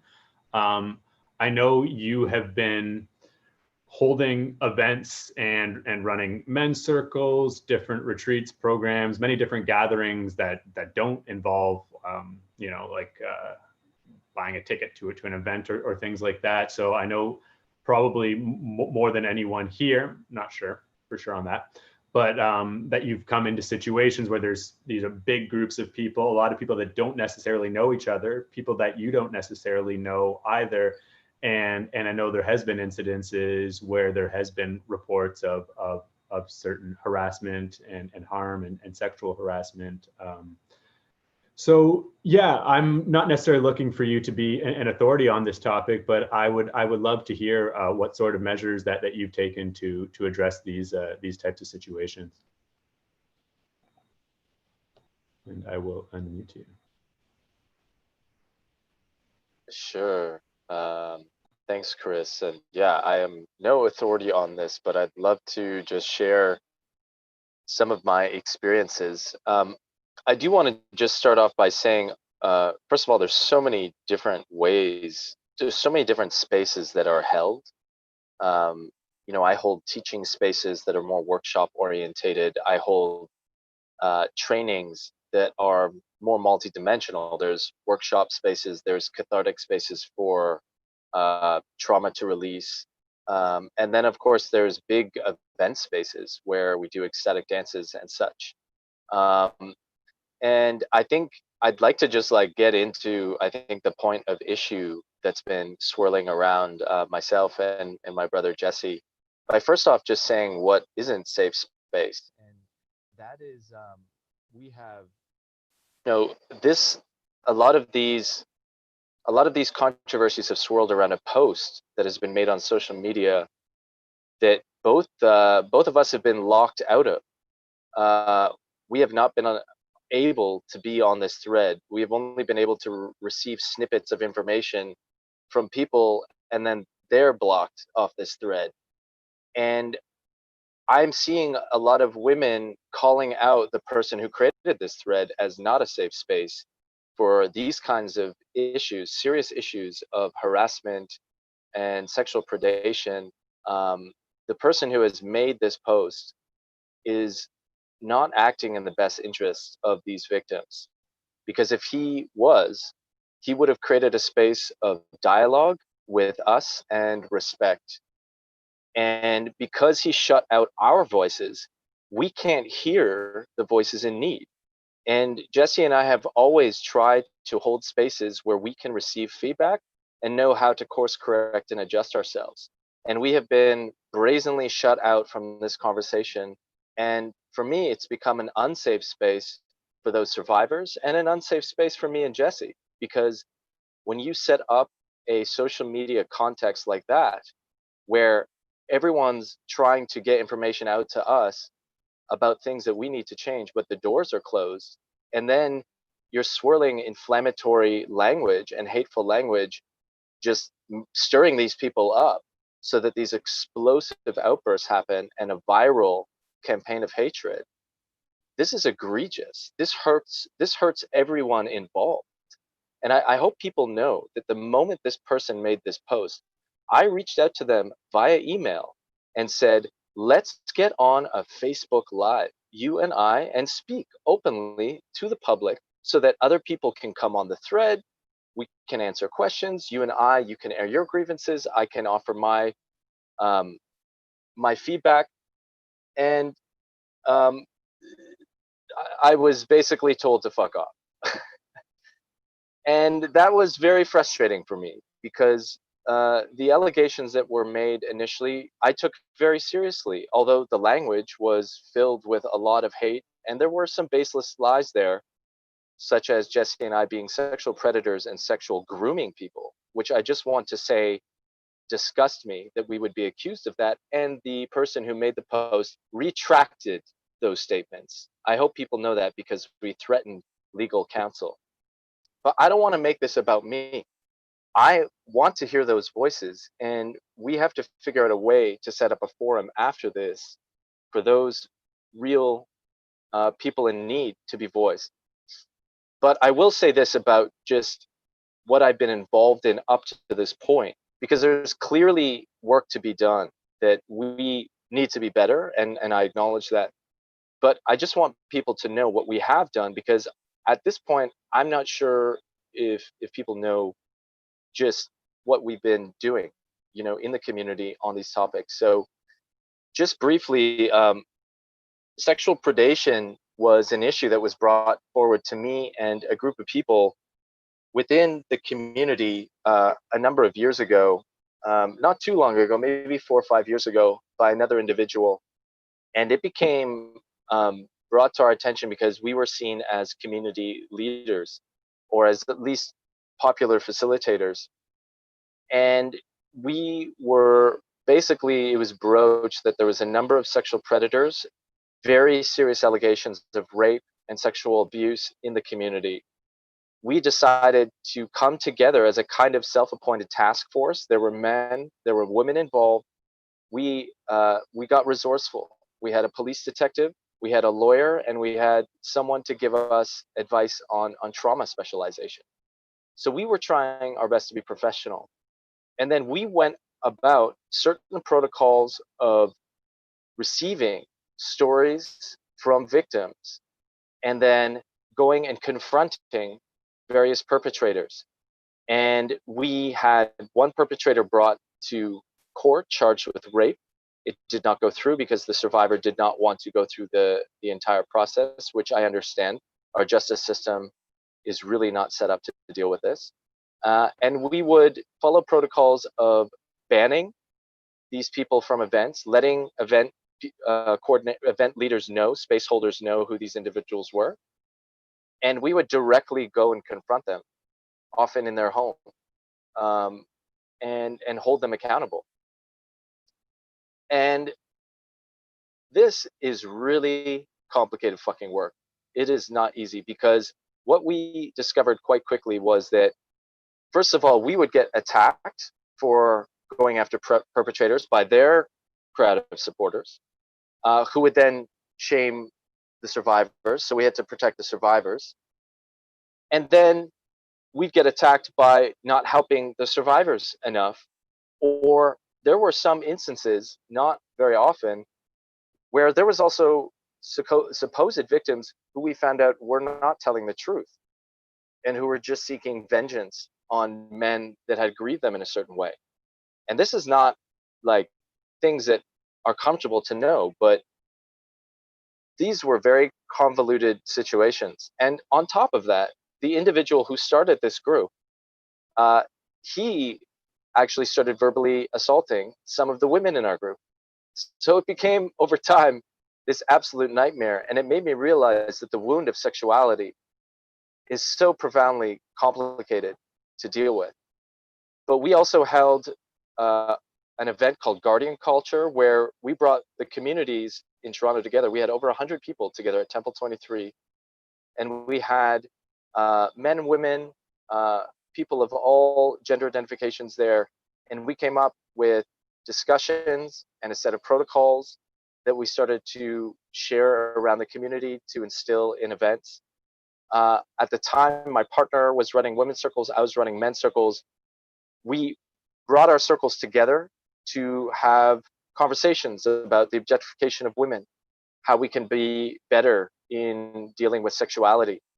It's around that time that I publicly became very clear and honest about my struggles with pornography addiction, because I wanted to be a leader who could lead from his wounds. And I wanted to be able to be in a space of vulnerability with that. So this was very, very hard work. And I just hope people know what we were trying our best to do. And we did this for almost 2 years. We worked in this capacity, and then we eventually disbanded because the work became so overwhelming. We have always taken any allegations against anyone of being a sexual predator or sexual harassment very seriously. But people have to understand that and we learned this by working with the police and the lawyers, there's a certain vetting process that you have to go through, where you have to really be rational when you're dealing with these stories and you're dealing with the voices of survivors, not in any way to silence or shame them, but you have to really be scrupulous. Because if a pathway of justice is sought, these things have to be really, really clear. And that's really, really tough work in a world where we all know how toxic gossip can become, and how triggering these wounds are.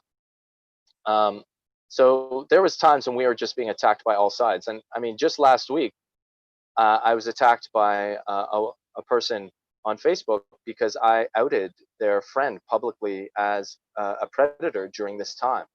And I just want to share that it was not part of our protocol to publicly shame or out predators, only if, as a last resort, if they were refusing to work with us after with our group, which happened in one instance. There was one individual who we gave every single opportunity to work with us, to not go to events. He refused to comply, and we told him that he would leave us with no choice but to share his name openly, and so we did. And I'm not sure the person wouldn't respond if that is that individual. I know Jesse Buck, just to speak for him, I've been, anytime that an issue like this happens with his own events, now the Chocolate Groove, which is very popular, he comes to me, we talk about it, and he takes direct action. Not inspired by me. I mean, I admire Jesse. I think he's more forthright than I am. I hope that the women and the victims out there know that Jesse takes every accusation very seriously and goes and speaks to usually the man directly, very quickly.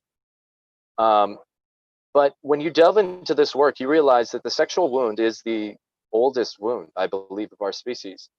And there's all kinds of abuse in people's lives and all kinds of triggers that make it very complicated to find healing and to find justice, especially when you're dealing with a justice system that is patriarchal, which has no ability to help survivors, to care for them, and to bring any form of justice or restorative justice to the situation. And that's why we started this group initially.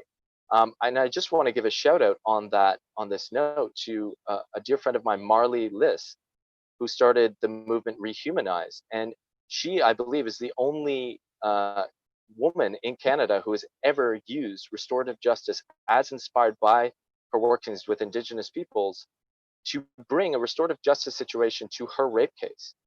And she did this successfully, I might add, that the rapist went through with a healing pathway, and in the eyes of her primarily, and the attorneys and others and family involved, he did reach a level of rectification that she was satisfied with.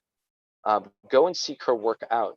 I had planned to actually do some events with Marley this summer, and the work that I discovered working with sexual predation that was, to be honest, so frustrating to really exact any kind of fulfillment with, I really decided that the work to be done was to take it into more ceremonial healing spaces, such as the work I've done with my friend Basanti, where we bring men and women and other genders involved into healing scenarios where we can openly discuss things, and to work with the technology of sacred space and ceremony, which I know Tahira can talk a lot about. When you create a ceremonial space, you work with different spiritual energies, as all Indigenous peoples have for eons. This is how they resolve problems in their communities. They open up ceremonial space so that divine spiritual energies can also be a part of the rectification. And in some ways, as my Mohawk teacher told me, you can't rectify things without creator. You can't rectify things without spirit. So we really need to involve that as well. And the last thing I'll say is Jesse and I are not perfect at all. And from what I can glean from this very closed conversation that's been happening, unfortunately, is that there are voices that want to give us constructive feedback. And Jesse and I have always been open to that, and we are open to hearing those stories. We just need to now figure out a better forum for that to take place than what this individual has created, because it's completely derailed a lot of the good conversations, and it's misconstrued a lot of us and made us into caricatures of who we really are, and that doesn't make us effective either.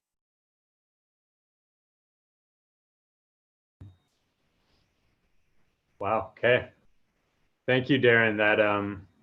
That's that's a lot of emotional labor. I know I was part of one of the councils for some of the incidences you're speaking about, and it's really not straightforward. And yeah, it brings in like the judgment that's used in the court of law as well, because who's to say we can just immediately believe that the story that one side or another says is truth 100%. And that's just giving due diligence. And as a as somebody who runs events and is seen more as a community leader, people have come to you, and it's not like you're like, oh, I'm the guy, but it's like that's what happened in a lot of those situations, is people felt like they trusted you, that you were someone who cared enough to do something about it.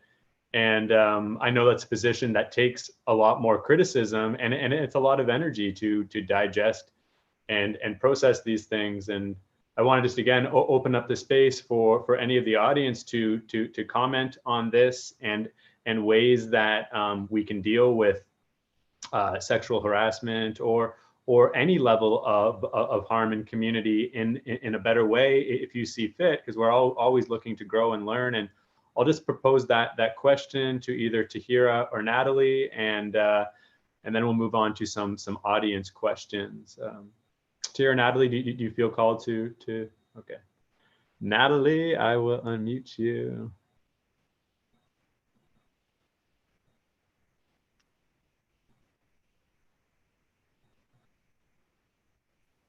Can you hear me? Yeah.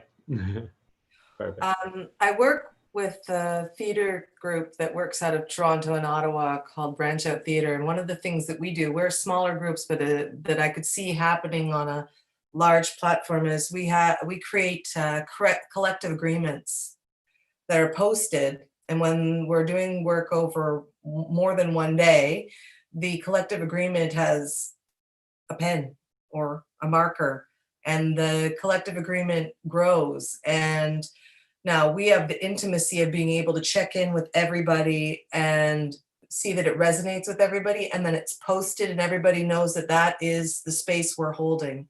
That's the sacred space we created. I believe that something similar in a larger event, stating, posted largely about the people who are hosting what their collective agreement is in creating the event, might assist. And then if there was a place where people could write a pad of paper and a table to say what resonated or what didn't resonate, what they might add, would be great. But at least you can get the essentials in about social conduct and self-responsibility and responsibility to others in a shared space, to be respectful, to just spark that consciousness, because people, sometimes that's all they need, is to be reminded. And then I just wanted to also say that, I mean, I have been a person who has experienced sexual abuse and abuse from many different kinds of people. And my learning from that is, I didn't feel safe anywhere. And I took a responsibility to discover how I could feel safe in myself. And one of the things I learned about was what I wanted to respond to Tahina earlier, is that there is masculine and feminine within each of us, and the feminine being circuitous and the masculine being linear. And she spoke of assertion, that lesson she learned. And healthy masculine is assertion. It is action oriented and it's linear. And unhealthy masculine, which we all contain in ourselves, is aggressive and it's resistant and forceful. And feminine is a circuitous and nurture and emotionally based, and one can't really coexist without the other, because one is the feeling, the emotion, the expression, and the emotion, and then the way to express that and birth it is through an action. So in that, we need both. And that if we can recognize that it lives within us, then perhaps we could have more understanding. Like she was talking about, I raise boys and girls too. My boys, and my girl. And what I teach them is masculine and feminine, yin, yang, Shiva, Shakti, negative, positive. If we didn't have darkness, if we only had darkness, we'd see nothing. If we only saw light, if there was only light, we'd see nothing. We require contrast.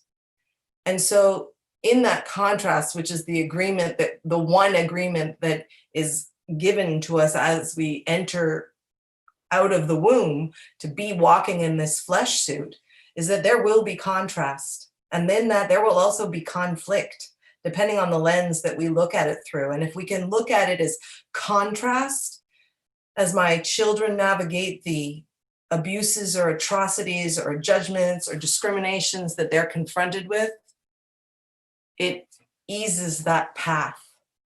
And so if we can encourage the people who enter our spaces to have a sense of self-responsibility in how they perceive what they're being confronted with, it might also, aside from the social agreement, it might also assist in diffusing some of the situations that they may witness in other person's darkness or negativity or aggression, and assist in those difficult situations. And Darren, bless you for going as far as you did in showing such care. Wow. Thank you, Renaissance man. Thank you, Natalie, for that spiritual wisdom. Tahira, Darren, there's just been so much wisdom. I haven't been able to really honor you as much in that way because I'm trying to keep the flow of the show going. So just want to say that before we go into a couple final questions from the viewers here. So I have a question from Nick Ward, and he asks, what role does commerce have in the conversation of cultural appropriation? Wondering if any of you, we'll just take one person on this. Whoever feels they'd like to field this question would be great. Darren? Okay.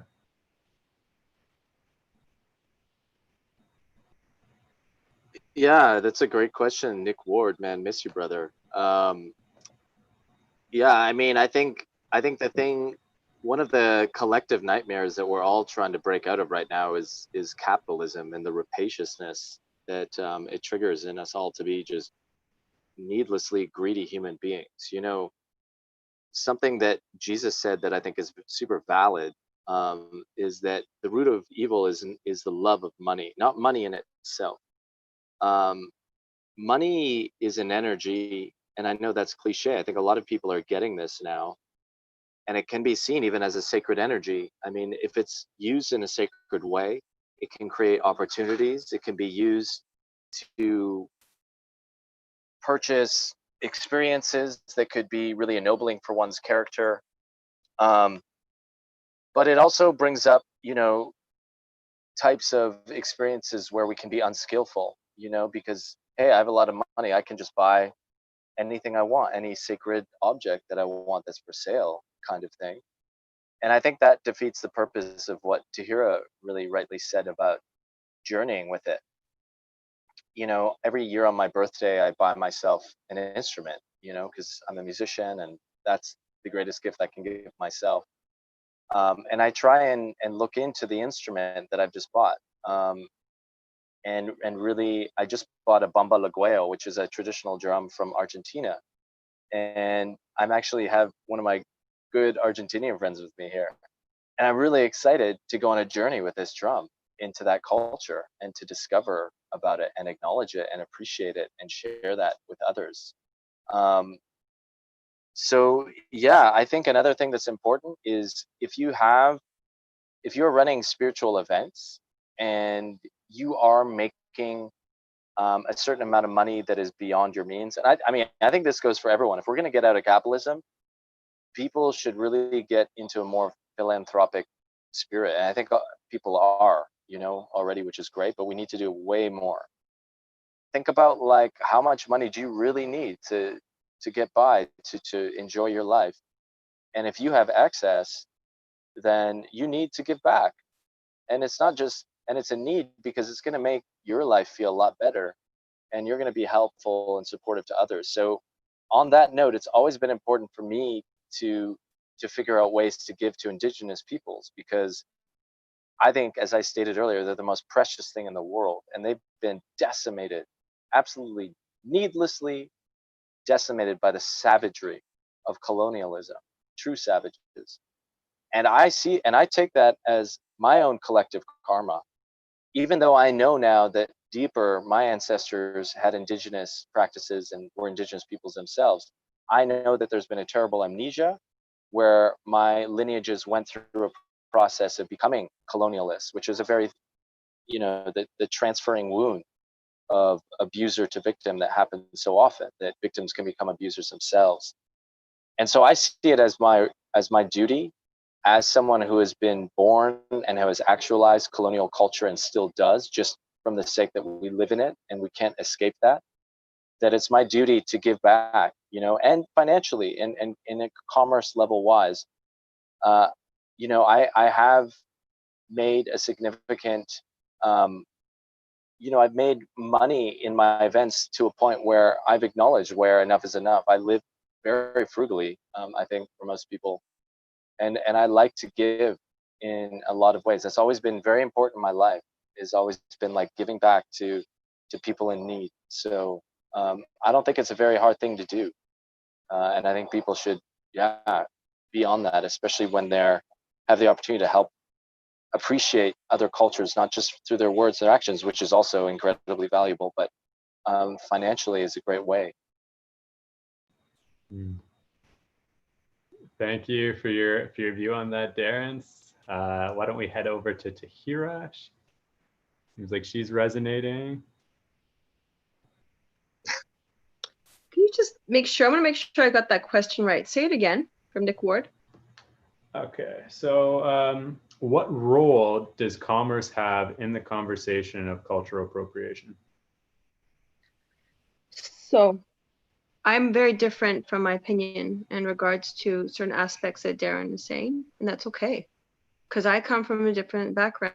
And by the way, I just want to say hi to Nick Ward, because today I had a conversation. Someone asked me if I knew Nick Ward, because my name is Tahira, and it was given to my family who they were Baha'is. They are Baha'is, except my mother passed away, and my name is actually pronounced Tahere, and I was named after a woman who was the first woman to take her shador off in front of an assemblage of men, and her last words were, "You can kill me as soon as you like, but you can't stop the emancipation of women." And I just feel like it's very interesting that I heard about Nick Ward, and then this is his question I'm answering. So it's kind of cute. I like that. It's nice alignment. So what I've been taught, because I'm a pipe carrier, because tobacco sema is so important to what I have been taught,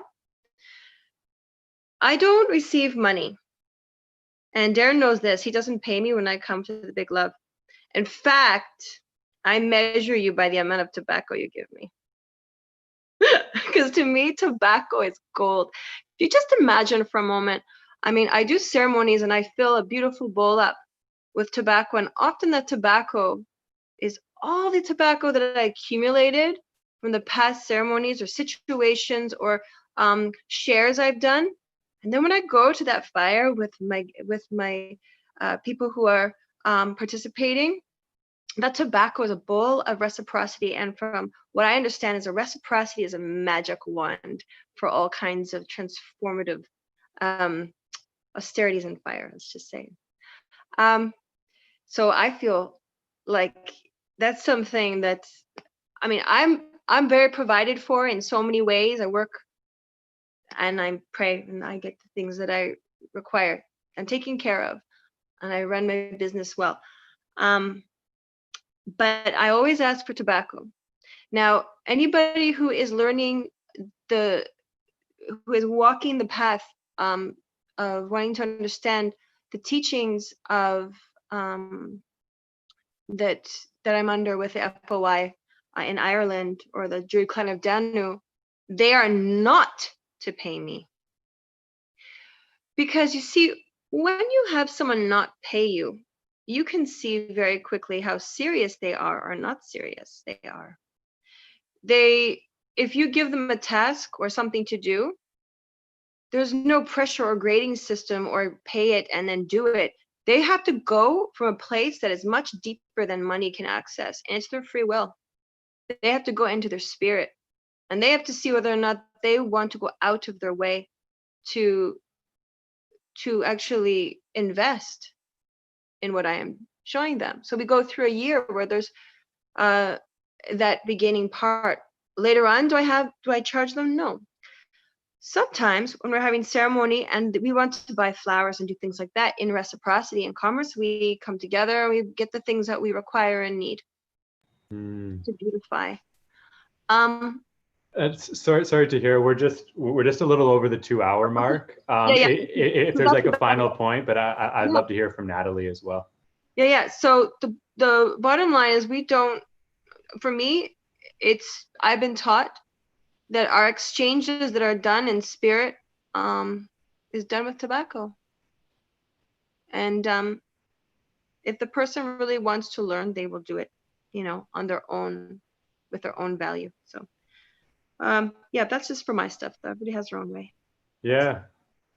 Beautiful. I can totally see that, because I know when I don't put down as much of a money investment, I'm not always as motivated, but then it's like, okay, well, why do I need to have this extra motivation? Can my heart's desire and intent to like learn more and connect with whatever the tradition is.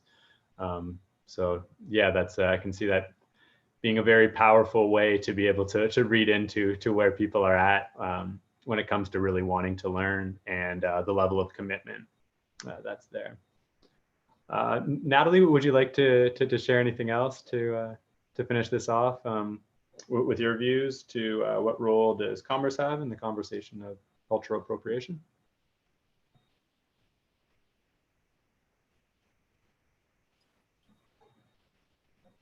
I see money as equal energetic exchange, and I understand and value what Hira said and what Darren said, and I have journeyed a lot with my relationship with money. And it is, when I think of the collective agreement that we have on this planet that's not really written down, I see that money is another way that we communicate. And so I'm not sure that for me it has anything to do with cultural appropriation. And at the same time, I journey with it and I create opportunities for exchange other than money. I just want equal energetic exchange. Maybe that equal energetic exchange, sometimes people come to my yoga classes and it's fresh produce from the garden. That's equal energetic exchange. Or it's medicine, plant medicine. Oh, yes, that's equal energetic exchange. Sometimes it's wisdom. Sometimes it's a massage. Sometimes it's sharing their gift. money is just one of those forms of equal energetic exchange. And so I guess if I had to find a way that it relates to appropriation, it comes back to respect. And I love what you're saying, and it's, I think probably a part of where this question is coming from is some people feel as though it is wrong to make money off of sharing other traditions if you're not a part of that tradition. So I think it'd be a good opportunity to speak to that, and maybe leave this as the final question. If we can be pretty synergistic on this, it'd be really great. But I think it's an important point to go into. Who judges? Who is my judge? Who is your judge? Who is to say what is right or wrong? I can only discern within myself what I feel is right to share. And when I'm sharing, I personally am doing my best to honor myself, honor creator, honor the planet, honor the species, the people. That's the way I choose to walk, and I do the best at it. But my answer is, who is to judge?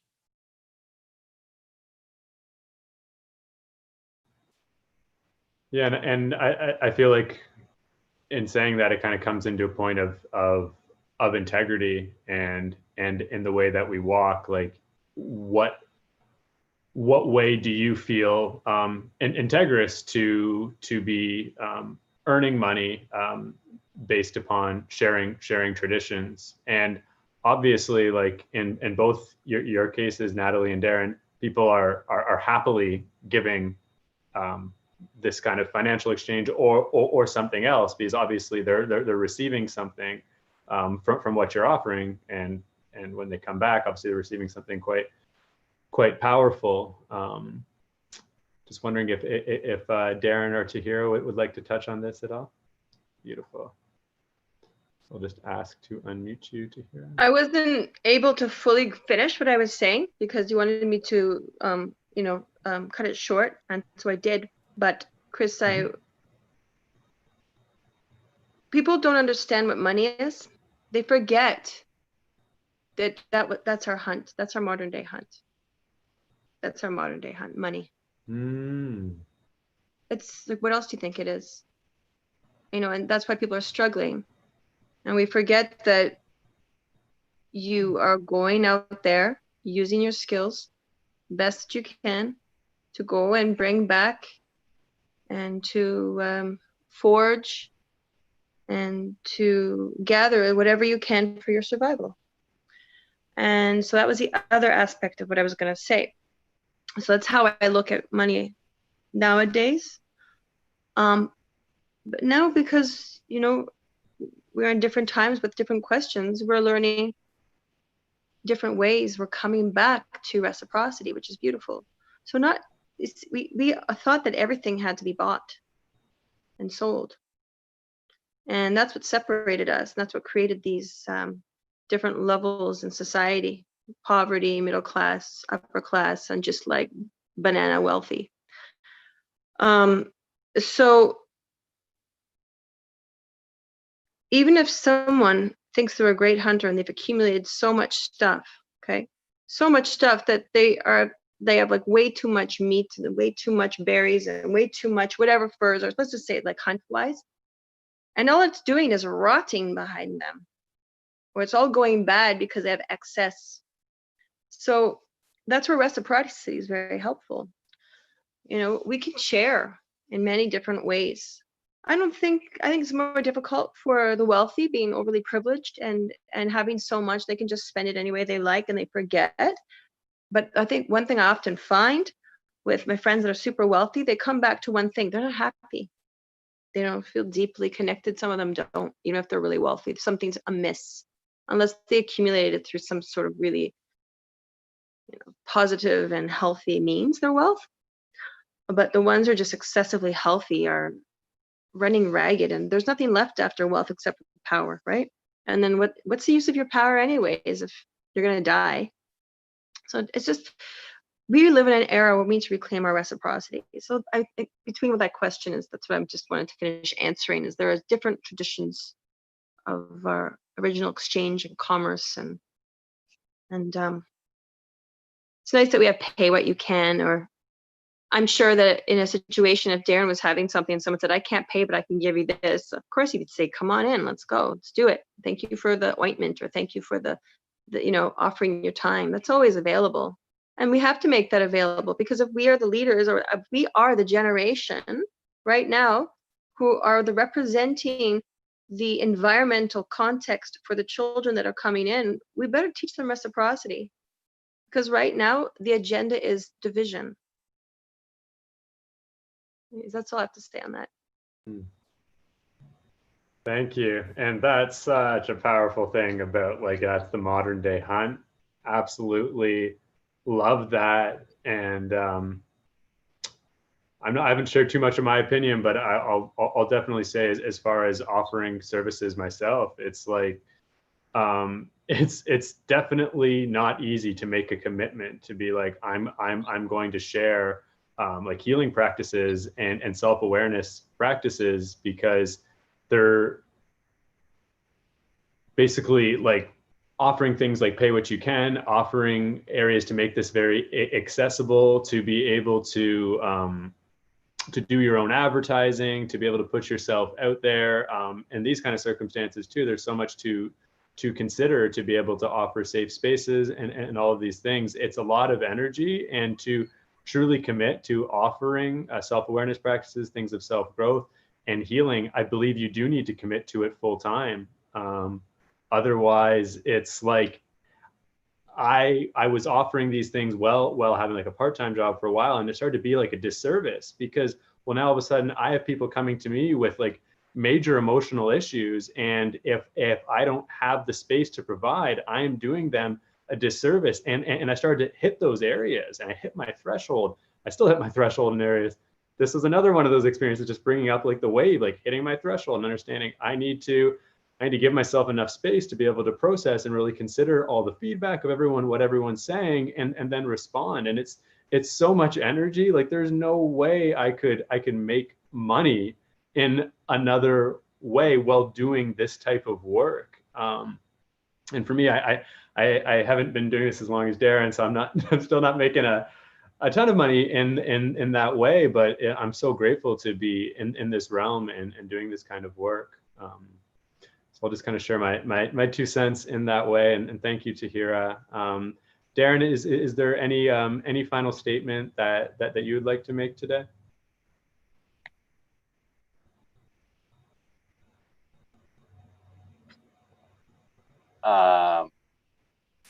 First of all, I'm not making a ton of money.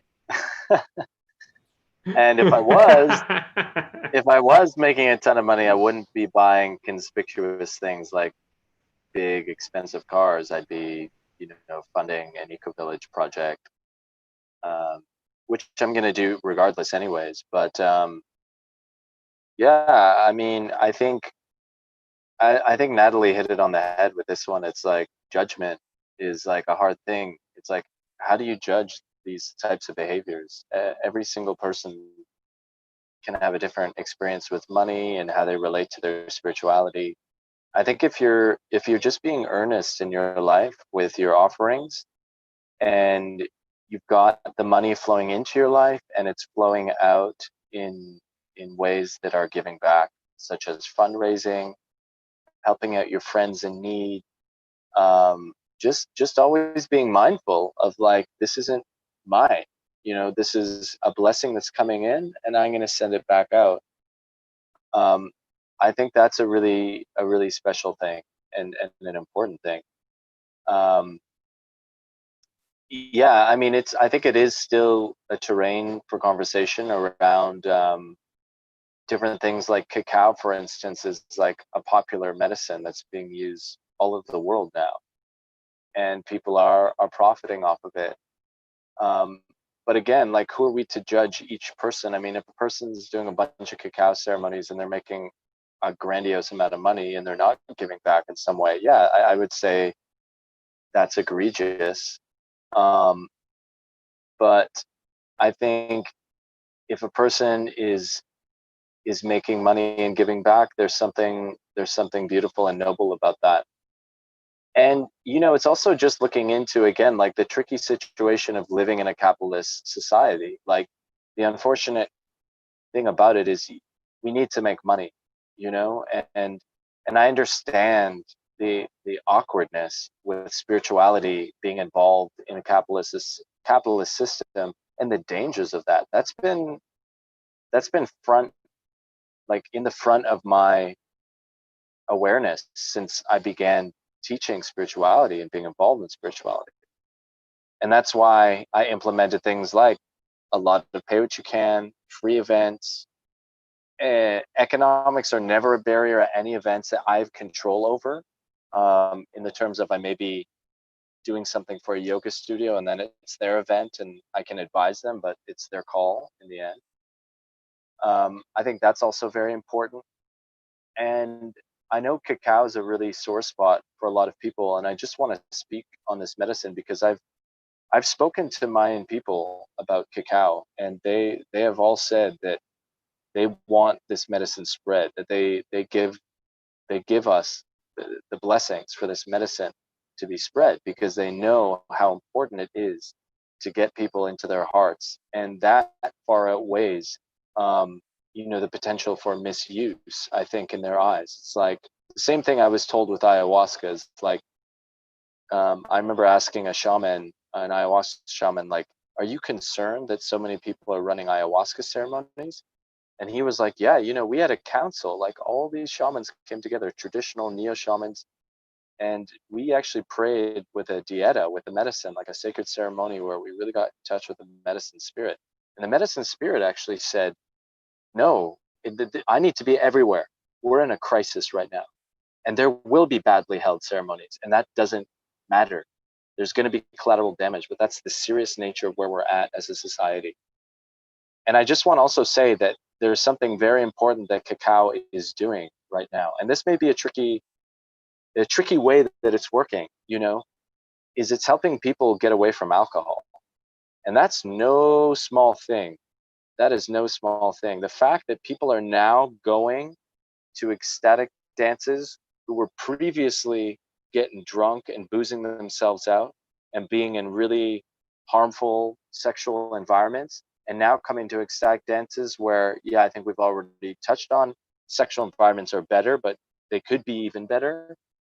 And they're not drinking alcohol. They're not destroying their liver and their lives and their soul. That's profound. And I would think that that's, even though it's a tricky situation to have cacao in a setting where you're paying for it, to me, that's like a bridge scenario where, in my judgment, that's an amazing thing that cacao is allowing to happen. And as I said, with all my events, I try and keep that openness that people can attend regardless of finances. But people are going to have divergent opinions on that, and they have every right to that. I would just say my last thought would be, I would hope that we can coexist in a world where people can have different perspectives and not be hated for their differences and not be bullied into thinking it has to be a certain way. Because when you go to traditional peoples and they give you a blessing to use a certain medicine, and then you hear people who are not of that tradition speaking on behalf of those elders, saying something antagonistic, to me, that's very problematic. And I do see a lot of that as well in this experience, and that needs to be called in. But we're in a very tricky place right now in the world where we're trying to restore the sacred.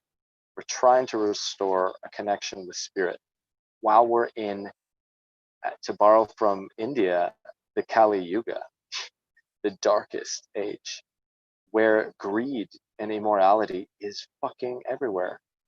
It's like Joanna Macy said, the great eco-spiritual philosopher. We are waking up and fighting a battle in the barbarian land. And guess what? There is no sacred space. We have to fight in the barbarian land because they've taken over everything. So it's going to be messy. There's going to be differences of opinion. But the one thing I just want to share is I hope that we can share with respect, with honor, with love. When someone is shamed, when someone is attacked with hateful and even anger, that to me is a little boundless. And especially in social media where empathy is so handicapped, this really destroys unity. And we need to come together in open spaces where we can see each other's faces, feel each other's presences now more than ever. And these were, things we were trying to do in Toronto. And one of the reasons I moved to Costa Rica is because I want to go deeper into community where we could actually really do this work and really hold each other's wounds together lovingly and really try different ways of living even that might appear radical. So yeah, I just want to end with that message of peace and unity, and send love to everyone that's out there, even the person who made this post. I just hope they know that I'm still open to that dialogue. Like, that door never closed, and I love them too. And I know they're in pain, and I know I'm in pain. We're all in pain, so let's be in pain together. Put on some music, drink a little cacao, and dance it out. That's what they do in Africa. Shake it out. Tribes, yeah, they dance together, right, when they're in pain. Beautiful. Wow. Okay. It feels like the wave it's touched down. It's getting close to shore now. Things are feeling calmer. It's really, really appreciative for all of your guys' grounded expression today. And with so many different emotions that have been swirling around this discussion, it's nice to have grounded voices. So I just want to thank you all from the bottom of my heart for your presence, for sharing from your heart, for sharing your truth, and for standing so strongly in that, because I know that brings up so many different opinions and different perceptions. So I just want to honor you for really making yourself available and for your expressions from your like vast experiences and like different backgrounds, different teachings and learnings. So it's yeah, it's very, very special, and I'm honored to have been a part of this process. And also want to let the audience know this conversation will be continuing. Next week we're having Chris Kilham on, actually. Kilham. He's the founder of The Medicine Hunter and author, educator, and TV personality. He's conducted medicinal plant ceremonies in over 45 countries, actually, and lectures worldwide about holistic wellness and botanical medicines. He advocates for traditional botanical medicines, including psychoactive and psychedelic plant medicines, such as cannabis. He's actually had his own Fox TV show. He's been on like CNN, 2020, ABC. So he's a guy with a lot of experience in this realm. So I'm very excited to interview him and dive deeper into that. And then the week after, we will have another panel, and we'll go into things deeper. It looks like we'll have like Jesse Buck on. We may have Marley Liss on, who Darren talked about earlier, to talk about restorative justice. And we have a few other tentative guests. And we're going to do more of these panels. So please, if you feel like your voice is one that really needs to be in this conversation, that you have a lot to share, please reach out to me. We really want to open this space for everybody's views on these topics. And Natalie mentioned that she would finish this experience with a song. So I think it's a really beautiful way to end this really deep sharing circle, really. So Natalie, take it away for us. I just have to unmute. Music is a very big part of my life as well. And Darren, I would like to send this song out for you as much as it's for everybody. And I think that love is the expression of spirit. And so this is a song by Desiree that I've made my own. It's about love. Love is my passion, love is my friend, love's universal, love never ends. So why am I faced with so much anger, so much pain? Why should I lie? Why should I be ashamed? 'Cause I ain't moving from my face, from my race, from my history. I ain't moving from my love, my peaceful love. Means too much to me. Love and self can be so hard. Honesty can be demanding. Learn to love yourself. It's a great, great feeling. When you're down, baby, I'll set you free. I will be your shelter. I will be your tree. A wise man is quiet, seldom ever speaks a word. A foolish man keeps talking, never is he heard. No, no, no, no, no. Time's much too short to be living somebody else's life. I walk with dignity, I step with pride, 'cause I ain't moving from my face, from my race, from my history. I ain't moving from my love, my peaceful love. Means too much to me. Love and self can be so hard. Honesty can be demanding. Learn to love yourself. It's a great, great feeling.